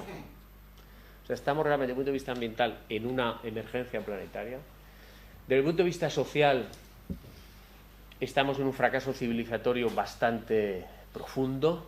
Una sociedad que es capaz de mandar una nave a Marte para saber si hay agua, no es capaz de dar agua potable a 1.200 millones de seres humanos, de semejantes, que no tienen agua segura. Y que, por tanto, al no tener agua segura, pues hoy, 2 de diciembre, como un día más normal, pues morirán en torno a 4 o 5.000 niños por chorradas, por diarreas, por no tener agua buena, ¿no? En eso en la civilización que es capaz de enviar una nave a Marte, ¿no? O yendo a lo más reciente de nuestro país con toda la crisis económica. Ayer yo le contaba, cuando íbamos en el autobús, 2 noticias que medio vi en la televisión ahí en la habitación del hotel, que había un ciudadano, fue a pedir un préstamo, le dijeron que no, seguramente como a tantos, y seguramente más nervioso y más desesperado que tantos, pues cogió una navaja y se la puso en el cuello de una cajera, de una empleada, y ahí estuvo unas horas hasta que la cosa acabó felizmente, ¿no? Pero quiero decir que es prueba de desesperación en lo micro. Vemos macro, pero también hay micro, ¿no? Estamos en una situación muy complicada. ¿Y qué tendríamos que hacer? Este es el hoy. ¿Y el mañana? Pues el mañana tenemos una tarea muy extremadamente complicada, un desafío enorme, porque tendríamos que resolver, como en un sudoku, como se resuelve en un sudoku, los temas ambientales, los temas económicos y los temas sociales a la vez. Ya no vale la unilateralidad y el divorcio de que por un lado va la economía, por otro la ecología, pero esto es bueno para crear empleo, pero es malo para el medio ambiente. No, perdone usted. De la crisis hay que salir con un nuevo modelo de producción, un nuevo enfoque, en el que a la vez creemos empleo, sí, pero a la vez creemos un empleo verde, y luego comentar este informe de Naciones Unidas, del Programa de Medio Ambiente de Naciones Unidas y la OIT, y decente. Todo a la vez, que sea empleo, que sea verde y que sea decente, ¿no? Y también cambiando paradigmas. Tenemos que cambiar el paradigma de la cantidad en el que hemos estado al paradigma de la calidad. Seguramente a lo mejor no tanto crecimiento, pero más desarrollo. ¿No? En Brasil, la semana pasada, se inauguraba un congreso después de uno de medio ambiente al que íbamos nosotros, que era, y luego me hizo gracia que lo sacaba en El País, el 6º Congreso Mundial de la Felicidad Interna Bruta, por contraponerlo al Producto Interior Bruto. ¿Por qué tenemos que pelear? ¿Por un Producto Interior Bruto o por la felicidad interna bruta? Claro, esto tiene mucho que ver con cuáles son nuestros dioses, como decía Sánchez Ferlosio. Mientras no cambien los dioses, nada va a cambiar. ¿Cuáles son nuestros dioses? ¿Por qué peleamos, no? Entonces yo creo que esto es un tema fundamental. Tenemos que salir de la crisis, tenemos que construir una economía baja en carbono, con una reconciliación de la economía, la ecología, lo social, lo cultural, lo tangible, lo intangible, con un nuevo modelo. Hemos cometido muchos errores, por tanto, deberíamos haber aprendido mucho. Ahora ya sabemos todo lo que no se puede hacer. Ya sabemos que no merece la pena una economía especulativa. Ya deberíamos poner en orden los valores. Ya no deberíamos confundir valor y precio, etcétera, etcétera, etcétera. O sea que estamos en la tesitura de hacerlo. Pero ¿cuál es el problema? Tercer punto. Que todo esto lo tenemos que hacer, que como ya se ve, es muy gordo, ya. Cuando hablan el programa de medio ambiente de Naciones Unidas, no, el PNUD, hablaba de que en relación con el cambio climático tendríamos que actuar en 10 años. Tendríamos que hacerlo en 10 años. En 10 años, pero en Nueva York y a la vez en Bután y en China y en Indonesia y en... Hemos perdido mucho tiempo. Y ahora estamos en que tenemos que hacer muchas cosas muy profundas en muy poco tiempo. Eso se llama hacer una revolución. Una fundación inglesa, Leon Economic Foundation, hablando de esto, ¿no? de la necesidad de hacer una transformación rápida hacia una economía verde, para comparar un poco de qué estábamos hablando, hablaba de la situación que vivió el Reino Unido en la Segunda Guerra Mundial. Porque efectivamente, en una crisis, en una guerra, pues todo cambia a una velocidad enorme. Decían, en ese momento, el 40% de las verduras que se comían en Londres las cultivaban los mismos londinenses. ¿Qué remedio? ¿No? Esto se hace rapidísimo. La necesidad te fuerza enormemente, ¿no? Es decir, que estamos en que tendríamos que hacer profundos cambios en muy poco tiempo, y por eso yo hablo de revolución, ¿no? Y la universidad, y la universidad, ¿no? Y la universidad, ¿qué hace aquí? ¿Cuál es la tarea que le toca, ¿no? Yo cuando a veces me toca explicar un poco esto de la responsabilidad social y demás, de una manera simple, porque a veces hay que procurar un poco tratar de... Y bueno, responsabilidad simplemente es responsabilizarse de las consecuencias de las propias acciones. Punto. De eso se trata, ¿eh? ¿Qué es la responsabilidad? Responsabilizarse de las consecuencias de las propias acciones. El problema es que vivimos en un mundo complejo y esto no es tan fácil, porque yo llevo una camisa de algodón, creo. En el siglo XXI yo debería saber, y en la universidad se debería saber, que el algodón es uno de los productos que contaminan más los acuíferos del mundo. En su cultivo tradicional, con pesticidas, no sé qué. Debería saberlo. No soy ignorante de esto. Hoy sabemos muchas cosas y el que sabe es responsable. Lo mismo que el que tiene dinero, el que tiene poder, pero el que sabe también es responsable. Entonces, responsabilizarnos de las consecuencias de las propias acciones, pues tiene que ver con repasar cuáles son mis acciones y cuáles son las consecuencias. En muchos bares de España vamos y tomamos un café y pedimos un café y ya está. Y al pedirlo nos estamos desentendiendo de si pedimos un café cultivado bajo sombra, si es un café de un tipo, si es un café de otro, si es un café orgánico, si no es... Y estamos formando parte de una cadena en el que de repente somos cómplices de cosas que si lo supiéramos no querríamos serlo, ¿no? O sea que, para mí, el tema de la responsabilidad social pasa por responsabilizarse de las propias acciones. Dicho de otra manera, esto tendría arreglo si cada cual barriera su trozo de acera, como se limpiaban antes las calles de los pueblos, barriendo cada cual su trozo de acera. Todo el mundo barre el trozo de acera y el pueblo está limpio. ¿Cuál es el problema? Que las aceras, el tamaño de las aceras es muy desigual. No es lo mismo la acera de Endesa que la acera de la Diputación de Cádiz, que la acera de la Universidad de Cádiz, que la acera de Ecología y Desarrollo, que la acera de Víctor, que la Universidad de Verano de Córdoba, ¿no? Son distintas aceras, pero cada cual tiene una acera, más pequeña, más grande, y hay un tema clave que es la corresponsabilidad. Y los países latinos somos muy dados a decir, no, la culpa es de aquel, no, la culpa es de la Diputación, no, el Ayuntamiento, no, la Universidad, no. O sea, bueno, sí, será, sí, seguramente tienes razón cuando lo dices, pero ¿quieres decir que tú no eres responsable? ¿No? Es decir, que la apelación a la responsabilidad es una apelación universal, responsabilidad de las empresas, de las organizaciones, de las universidades, de los gobiernos, de las personas, de todo, ¿no? 4 creo que es líneas un poco que para mí, no cuento todo porque yo creo que hay muchas cosas que se han dicho y seguro que hay temas que se dirán, pero algunas cosas que a mí en el contexto de la crisis me torturan más y creo que es más importante que la universidad hable, ¿no? Por un lado, participar en el debate sobre el cambio de modelo productivo. Para mí es una responsabilidad clave de la universidad en este momento.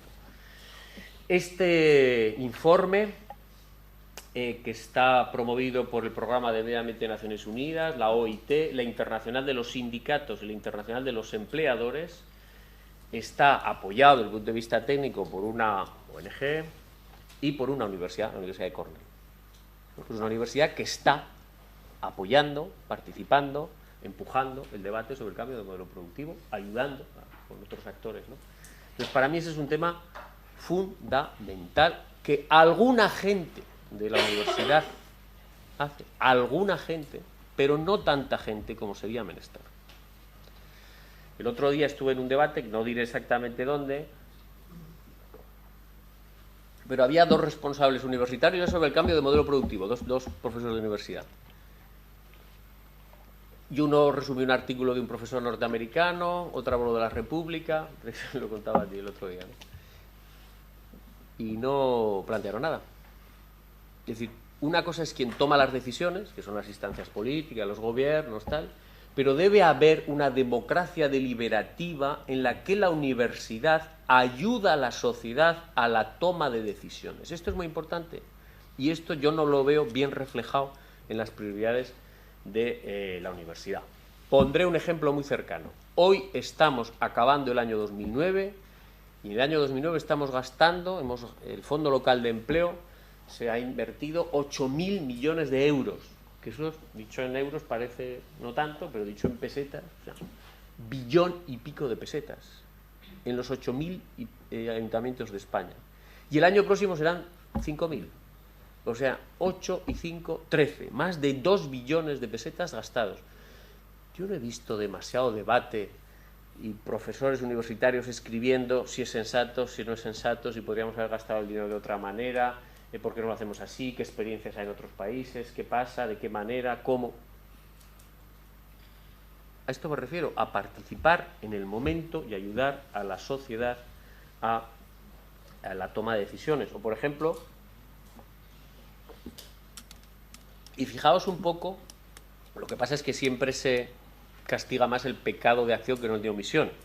Que todo el mundo recordamos la cumbre iberoamericana, ahora que estaban cerrando la de Estoril, de Santiago de Chile, porque fue la cumbre de Chávez y el rey, ¿no? Y unos le echan la culpa al rey, otros a Chávez, depende del color, pero en cualquier caso nadie carga las culpas en el pecado de omisión que tuvo la presidenta de Chile, que era quien moderaba la mesa. Seguramente, si la moderada de la mesa hubiera ejercido su función, no hubiera habido lugar al incidente. O sea que el pecado de omisión se castiga poco, pero es un pecado.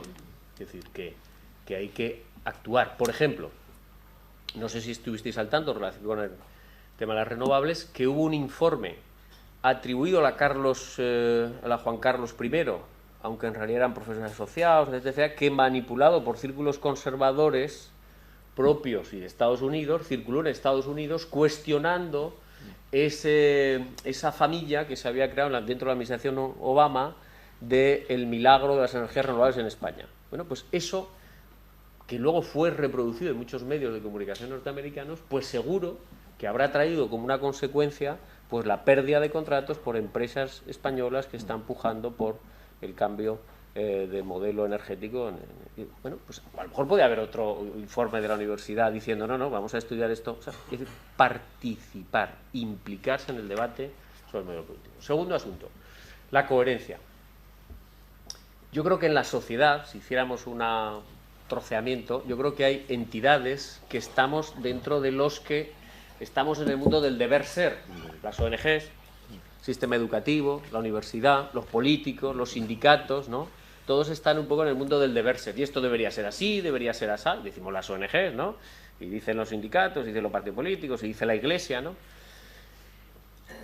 Y ahí, cuando la gente ve que hay una distancia grande, notable, distancia siempre va a haber entre lo que decimos y lo que hacemos, no somos dioses, ¿no? Pero que hay una distancia extremada, más grande de lo normal, entre lo que decimos y lo que hacemos, hay una crisis de credibilidad.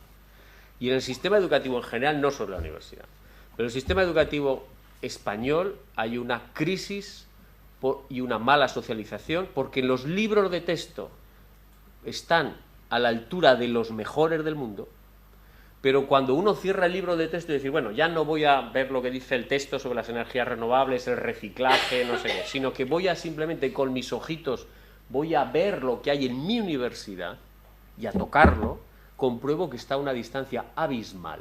O sea, llevo leyendo sobre energías renovables, ni se sabe en los libros de texto, pero luego voy a mi universidad y no hay energías renovables. Llevo leyendo sobre la eficiencia energética o sobre la eficiencia del agua o sobre cualquier cosa y, sin embargo, luego no hay. Entonces yo creo que hay un tema que no solo le pasa a la universidad, pasa a las ONGs también, que estamos en el mundo del decir y tiene que haber una coherencia. A mí me impactó mucho una anécdota de Gandhi, que es la siguiente. Va una madre con su hijo a la presencia de Gandhi y le dice a Gandhi, ¿qué quiere? Entonces la madre le dice, mire, es que mi hijo tiene mucha fe en usted y mi hijo toma muchos dulces y yo querría que usted le dijera que es malo para su salud, que el día de mañana se va a arrepentir. Bueno, entonces Gandhi le dice, vuelva usted dentro de 3 semanas. Y la mujer, que vivía a un día de camino andando de donde estaba Gandhi, se vuelve a su pueblo y vuelve al cabo de 3 semanas. Y al cabo de 3 semanas, pues se presenta allí, Gandhi lo reconoce, se dirige al niño y le dice un poco, le susurra unas palabras al oído, y la madre le dice, ¿qué le ha dicho? Y Gandhi dice, bueno, le he dicho que no tome dulces, que es malo para su salud, que el día de mañana se arrepentirá. Y la madre, que por dentro pensaba, joder, este hombre será bueno, pero lo que le dije yo, que le dijera hace 3 semanas, me hubiera evitado el viaje y aquí esto ya estaría resuelto, ¿no? Entonces le pregunta, pero ¿y por qué no se lo dijo hace 3 semanas? Claro, no le dice esto que pensaba por dentro. ¿Y por qué no se lo dijo hace 3 semanas, no? Y Gandhi le dice, porque hace 3 semanas yo también comía dulces. ¿Cuántas ONGs callaríamos, no?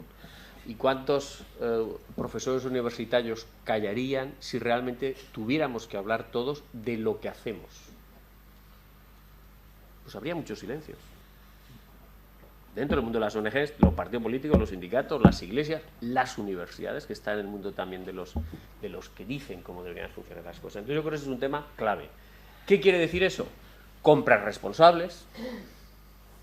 Decimos qué pasa con Inditex donde compra. Bueno, pues lo mismo cabe decir de cualquier universidad. ¿Dónde están comprando las universidades españolas hoy? ¿Qué compran? ¿A quiénes?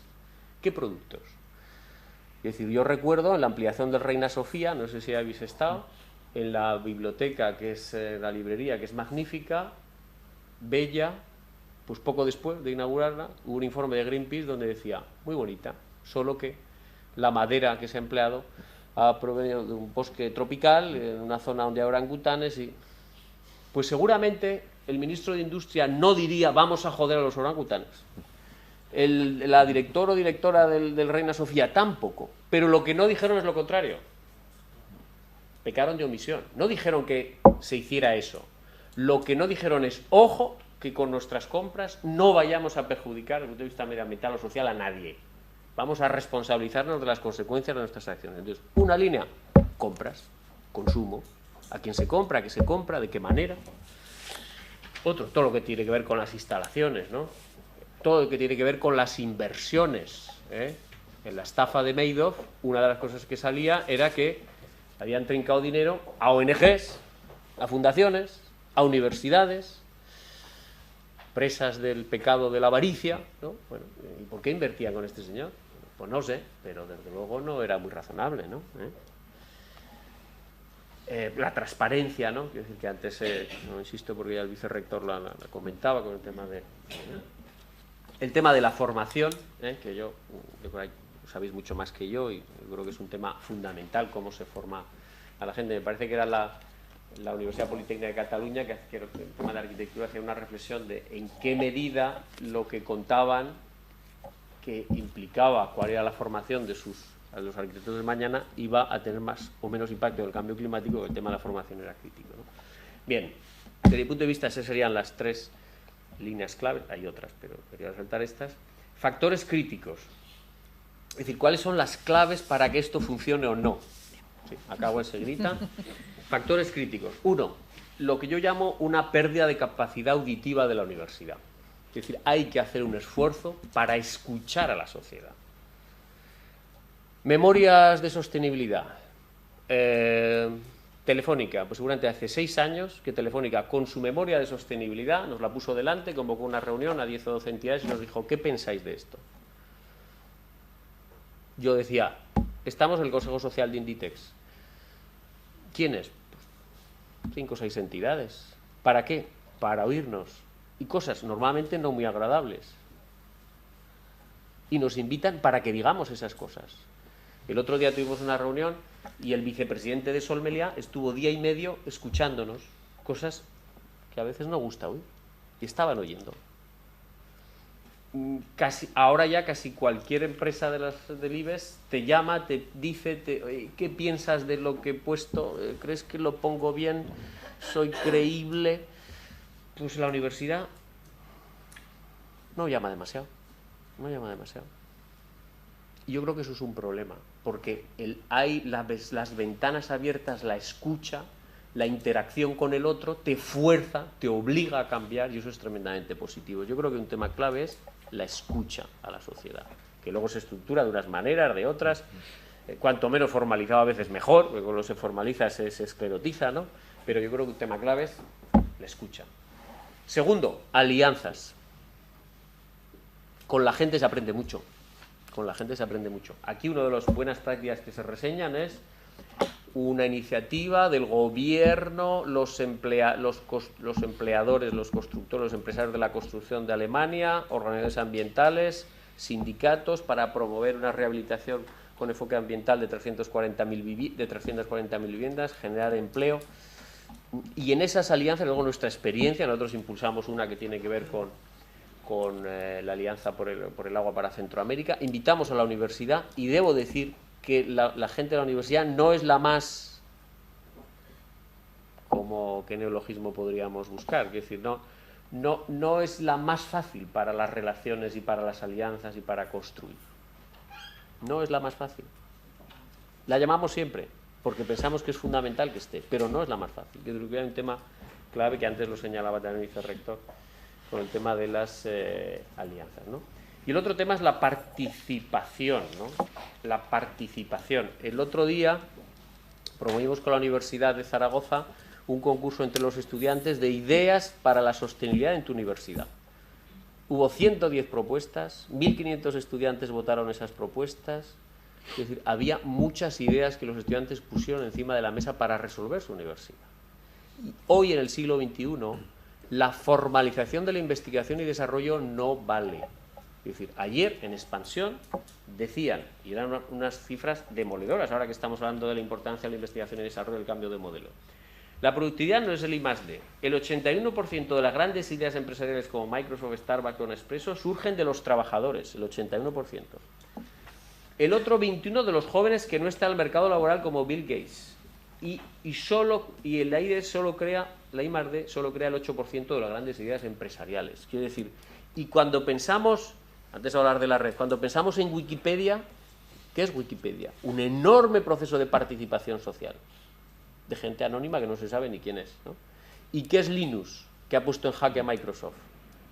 Pues un enorme proceso de participación social hecho por gente que ni sabe, y será universitaria, no será universitaria, será abedel, será portero, sea lo que sea, participando y construyendo conocimiento. Entonces yo creo que hay un tema clave que las universidades no deberían, al revés, deberían alentar ese proceso de participación, formar parte de él y sumarse, ¿no? Y, bueno, acabo porque ya me han dado el toque, diciendo que las crisis tienen mucho dolor, traen mucho dolor, esta también, yo creo que es obvio, cualquiera que tiene ojos lo ve, pero también tienen una ventana de oportunidad, porque en las crisis recogemos la energía suficiente para dar el cambio. Muchas veces necesitamos estar en crisis para cambiar, ¿no? Entonces, de hecho, cosas que están sucediendo ahora serían impensables que sucedieran antes de la crisis. Hoy el 60% de la propiedad de General Motors es del gobierno norteamericano. Era impensable hace 2 años, ¿no? Hoy el presidente de la autoridad financiera del Reino Unido planteaba que seguramente es muy necesario crear un impuesto que grave las transacciones financieras internacionales. Un instituto austriaco ha estudiado qué significaría eso, una tasa del 0,05%, y significaría una aportación anual de 650.000 millones de euros, que es una cifra muy considerable para cambio climático, para acabar con la pobreza en el mundo. Todo eso podría ser posible, no digo que sea posible, pero podría ser posible hoy, si empujamos todos. Y en ese todos tiene que estar la universidad, debe estar la universidad. Hay la capacidad, hay la tensión, hay el compromiso. Lo que hay que hacer es ponerla en juego para que esté en los vagones de delantera, en la locomotora del cambio social, que forme parte de la gente que hace cambiar las cosas y no de la gente que está mirando cómo las cosas cambian. Yo creo que ese es el desafío de la universidad, de la sostenibilidad y ante la crisis. Muchas gracias.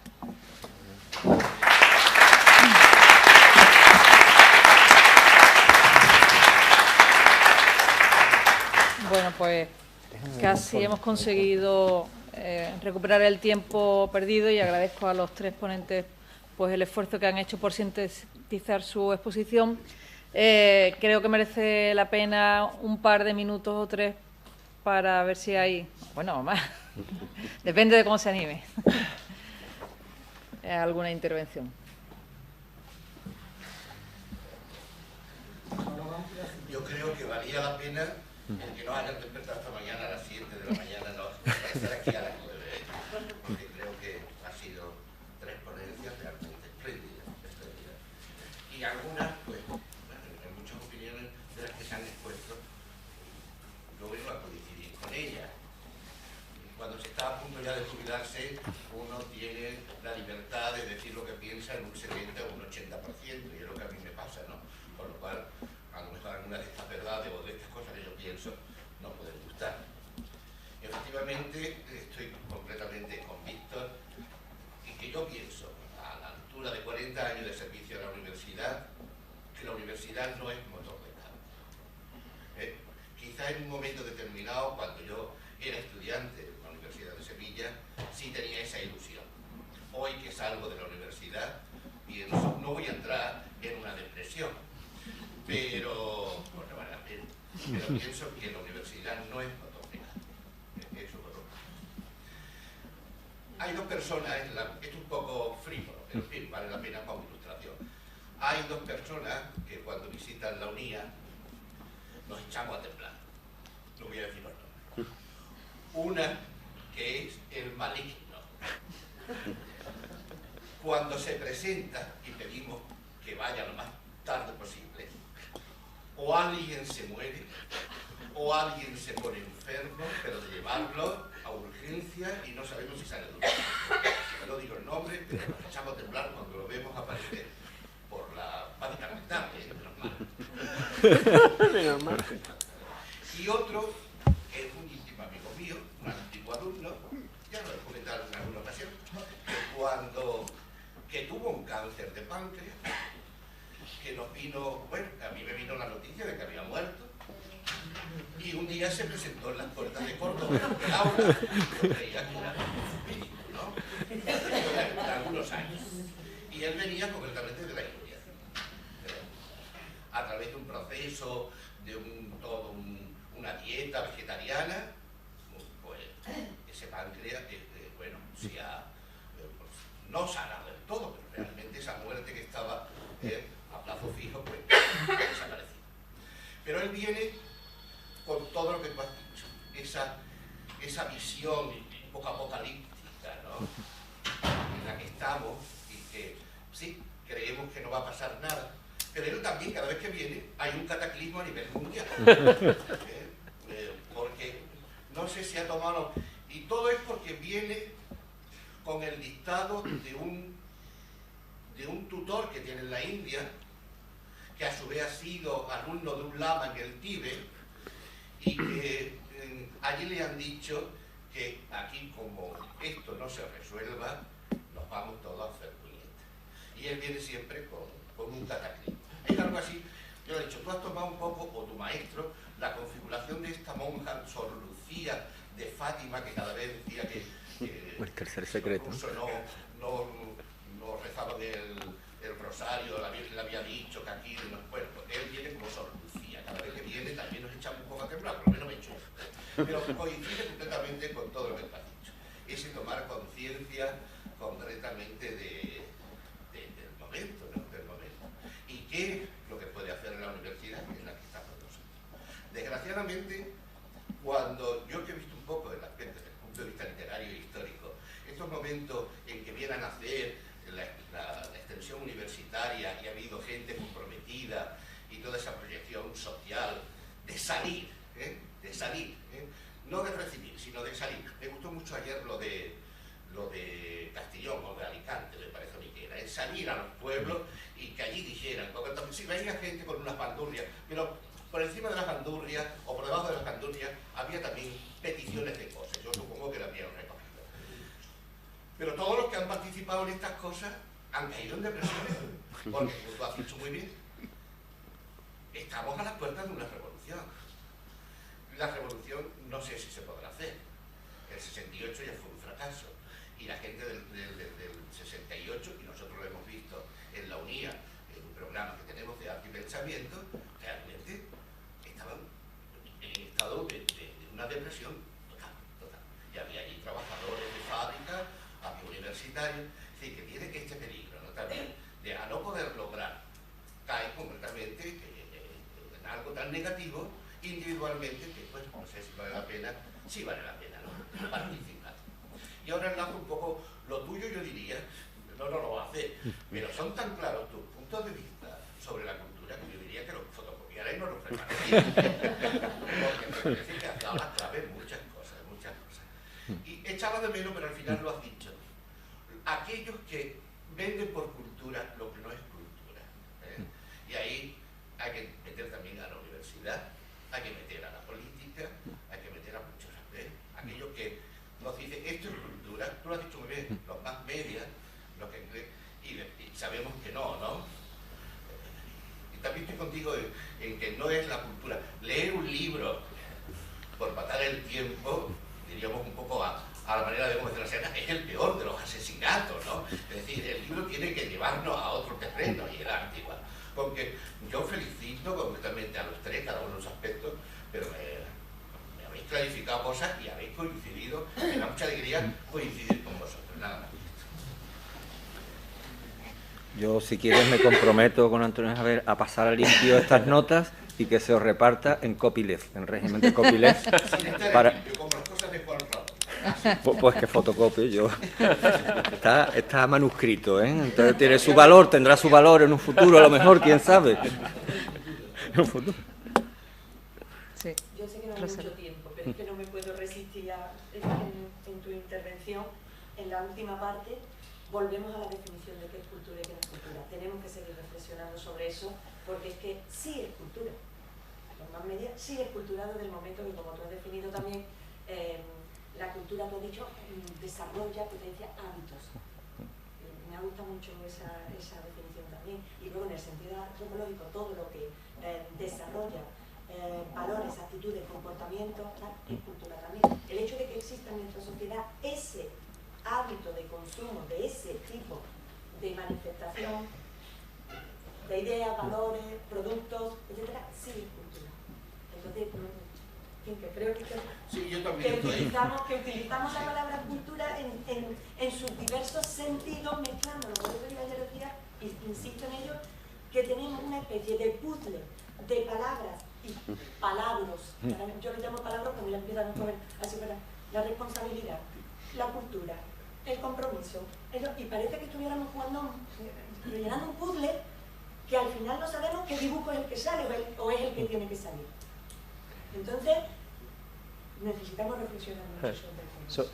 ¿Puedo? Sí, claro. Sobre ese asunto, porque ahí cuando íbamos hablando, que decía que había participado el tema de la ciencia y un poco que hay una presión sobre la universidad para que las empresas y no sé qué, y si no se ayuda, que hay una presión un poco para que la función social de la universidad pase meramente por resolver no sé qué problema que tiene una empresa y tal, ¿no?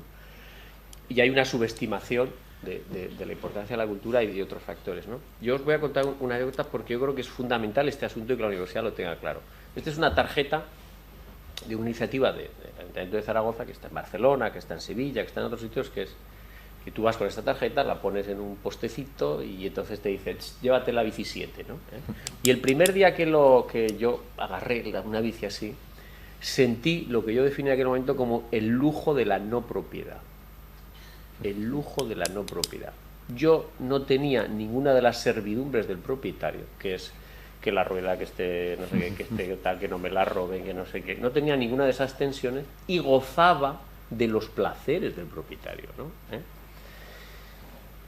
Bueno, si este asunto del lujo de la no propiedad lo hubiéramos tenido claro en este país, en relación con el desarrollo, por ejemplo, y el goce del mar, de las playas, qué distinto sería la costa mediterránea y una buena parte de la costa andaluza. Qué distinta, porque tendríamos más hoteles, más campings, más empleo y menos apartamentos y menos daño medioambiental. Quiero decir que sus asuntos aparentemente intangibles, que no se tocan, son, lo digo un poco también por tu intervención, fundamentales en el devenir social y en la construcción no solo de la felicidad interior bruta, sino también del Producto Interior Bruto, de si haya más o menos empleo, de si hay más o menos daño ambiental. Es decir, que los temas culturales de valores son trascendentales y no hay cambio hacia la sostenibilidad.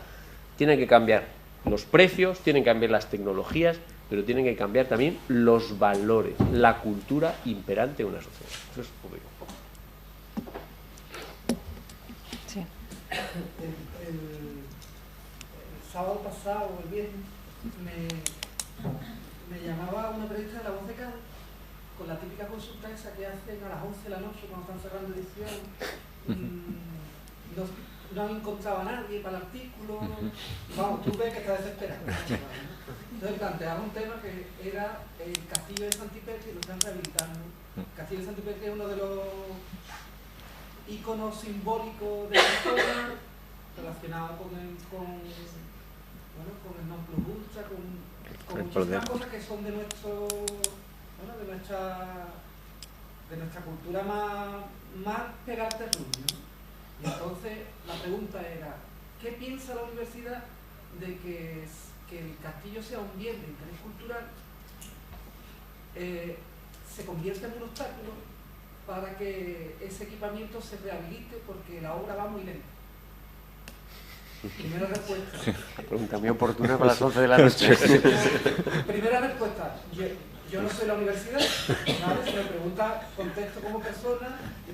Pero la consulta viene fundamentalmente porque sí que es verdad que la sociedad, indirectamente a través de los medios de comunicación, a través de todos estos temas, está reclamando a la universidad que opinemos. Bien, que a veces ese cauce de opinión no lo estemos quizás vehiculando bien desde extensión universitaria y desde otros sitios. Yo estoy completamente de acuerdo contigo. Lo que sí me da más miedo es que se recurra a la universidad para que respalde o valide cosas que, según la pregunta que me hizo, ¿qué le parece que se hagan conciertos para que los turistas vayan a Castillo de Santipé? Están pidiendo prácticamente a la universidad que valide proyectos que son barbaridades. Claro, la universidad como tal jamás va a dar opiniones colectivas. Yo creo que el problema va a estar siempre en que la universidad no es una institución que colectivamente se pueda posicionar en cada tema de actualidad, se pueda posicionar en los grandes temas. Individualmente, los profesores que trabajan en la universidad se posicionarán individualmente. Pero quizás es cierto que la sociedad, vosotros, la ONG, quizás pidáis a la universidad mucho más de lo que pueda dar. Porque colectivamente yo creo que la institución, hay determinados temas de actualidad que es muy complicado que se muevan como tal institución. Yo pienso, la gente es normal que quiera la opinión de la universidad, y yo, entre otras cosas, porque en el imaginario de la gente la universidad tiene autoridad y por aquello de doctores tiene la Iglesia, ustedes son los doctores. Entonces la gente busca respuestas porque no las encuentra en otros sitios. Quizás el problema sea, pues, que un problema de comunicación, de canales, de causas, primero, muchas veces la gente tiene preguntas que no sabe formularse y necesita aprender a formularse. Y que también sea consciente de que no todas las respuestas están en la cátedra. Hay algunas, y muchas, algunas muy importantes. Pero que yo creo que la universidad no debería de extrañarse de que la gente le pregunte cosas y que le pida opiniones. Incluso algunos vienen, como tú señalabas, con malas intenciones, ¿no? Para justificar mi negocio o para limpiar mi conciencia a veces, ¿no? Voy a hacer algo, pero si tengo el sello de la universidad al lado, ya la gente va a creer que esto es más limpio de lo que es. Pero bueno, no. Pero pasa quizás como con casi todas las instituciones. Y la universidad debe aprender a responder también, a discernir las preguntas, y imagino aprender a responder. Que a veces su actitud ha sido, es una crítica a aquella famosa de Roma locuta, finita disputa, ¿no? O disputa finita. O sea, habló Roma y aquí todo el mundo callado. No, que hable la cátedra, pero que sepa que hay otras voces también. Sí. Ya vamos con la última, sí, porque... La verdad que la interacción que habéis hecho da no para 2 horitas como una frase, sino para muchas cosas más, ¿no? Yo me voy a centrar solamente en la última. Después de tu charla me da una sensación como de... Eso quería. No, pues no creo que estamos mal. Y te voy a hacer solamente dos reflexiones. Nosotros estamos donde estamos porque en el siglo XVIII hubo una gran revolución verde, con una nueva agricultura que permitió el crecimiento exponencial de la población mundial, sobre todo el primer mundo, por así decirlo. Pero claro, ese crecimiento ha sido en perjuicio, como te han dicho, de la biodiversidad, de comer un trigo que estamos comiendo todos los días, nuestro pan de cada día, que es un trigo que es absolutamente un monstruo, imposible de poder sacar posibilidades más de este trigo, que ha perdido en este camino un sinfín de características y de genes, homocigosis para desagregar. Y nos encontramos al final posiblemente con un problema, y la universidad resolvió el problema. Y salió una nueva revolución, que estamos ahora mismo en ella, que no somos conscientes. Y es una revolución que está ocurriendo, va a ocurrir y va a ocurrir. Ocurrió en los años 80-90, revolución conceptual, como consecuencia de una revolución científica, la revolución del ADN recombinante. No somos conscientes, sí somos conscientes, por lo que estamos en la universidad, de que el ADN recombinante ha cambiado todo el paradigma del hombre. El hombre ya no es el centro de la creación, no es el rey de la creación, es una pieza más en un proceso evolutivo, y podemos obtener una molécula de ADN de lo que queramos. Y en este sentido, esa tecnología que se desarrolló en los años 80-90 y que estamos ahora mismo entrando en un siglo que es el siglo de la genética y de la biotecnología, nos puede permitir arreglar problemas que hemos cometido anteriormente. Por ejemplo, hablabas tú de la pérdida de la biodiversidad. Pues la tecnología del ADN recombinante puede permitir que ese trigo que a lo largo de los 2 últimos siglos ha perdido una serie de características importantes, sobre todo, por ejemplo, algo tan fundamental como genes de resistencia a enfermedades. Y tenemos que meterle pesticidas y tenemos que meterlo. Pues a lo mejor hay trigos salvajes que todavía tienen esos genes, que no pueden recuperar el trigo actual. Estoy poniendo un caso muy concreto. Esos genes por metodología clásica de cruce, pero sí por tecnología de transgénico, por tecnología transgénica. Tú hablabas del algodón. Vale, el algodón es muy complicado, pero hay algodón transgénico que no necesita esos requerimientos. Luego entramos en otra nueva discusión. ¿Me explico? Es decir, estamos mal, pero lechuga, estamos teniendo instrumentos para poder, de alguna manera, en la parte que corresponda, ir solucionando dificultades que ahora mismo se están planteando y que se van a plantear. Y es solamente una Sí. Menuda, ya hemos liado. No. Unido a lo que te comentaba ayer. ¿Hasta dónde nuestra responsabilidad? ¿Hasta dónde la responsabilidad?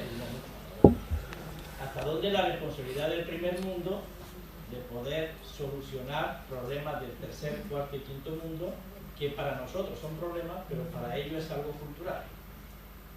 Y entraríamos en otro te recuerdo lo del arroz dorado y todo eso. Yo 2 cosas antes, parecía que ponía el acento en lo que la universidad no hace, pero quiero poner el acento en relación con las últimas palabras, en relación con el valor diferencial de la universidad en relación con los problemas que tenemos. Solo señalo 2. 1, puede ser un pensamiento libre, porque muchas veces quien está dentro de las administraciones públicas está condicionado porque mi jefe me dice no sé qué, y habla poco, o no habla lo que debe hablar, o no dice lo que debería decir, calla, ¿vale? El que está en una empresa, pues más de lo mismo, más. El que está en una consultora que tiene que ir luego a las empresas de administraciones públicas, pues lo tiene todavía más crudo. Por tanto, ¿dónde puede residir, reside y debería haber más pensamiento y voz libre? En la universidad. Porque si la universidad callan muchas cosas. Que la universidad no es una voz, muchas voces. 100 voces, no pasa nada. Que uno diga una cosa, otro otra, no pasa nada. Y que al final se discrimina a través del diálogo y el debate. Si yo no pido una voz de la universidad, por supuesto que no, quiere decir que haya muchas voces, ¿no? Y el otro asunto que yo creo que es muy importante tiene que ver con lo que antes decía, se decía de lo que decía Maragall. 1 año para no sé qué, 2 años no sé qué. El tempo político es escasísimo, es un cortoplacismo. Ahora va a haber la cumbre de Copenhague y Zapatero irá pensando en el Gürtel, irá pensando en no sé qué, irá pensando en lo... Ah, sí, y Obama irá pensando en la reforma sanitaria y en el senador de no sé qué de Michigan que lo tiene que convencer, estarán en eso. ¿Y quién puede aportar la visión del largo plazo? Es decir, no, ustedes no, perdón, tenemos que pensar en la atmósfera, tenemos que pensar en los polos, tenemos que pensar en la corriente del Golfo, tenemos que pensar... Y esto no es un tema de sus elecciones de febrero próximo, es un tema de más largo plazo. Por favor, liderazgo estratégico y pensamiento a largo plazo. Eso puede hacerlo y debe hacerlo la universidad, porque no está condicionada por las elecciones del año siguiente. Entonces yo creo que eso es muy importante y que ese vacío de la universidad se nota mucho y es muy importante que... Bueno, pues muchas gracias. Creo que podremos seguir en el café. Te agradezco el café.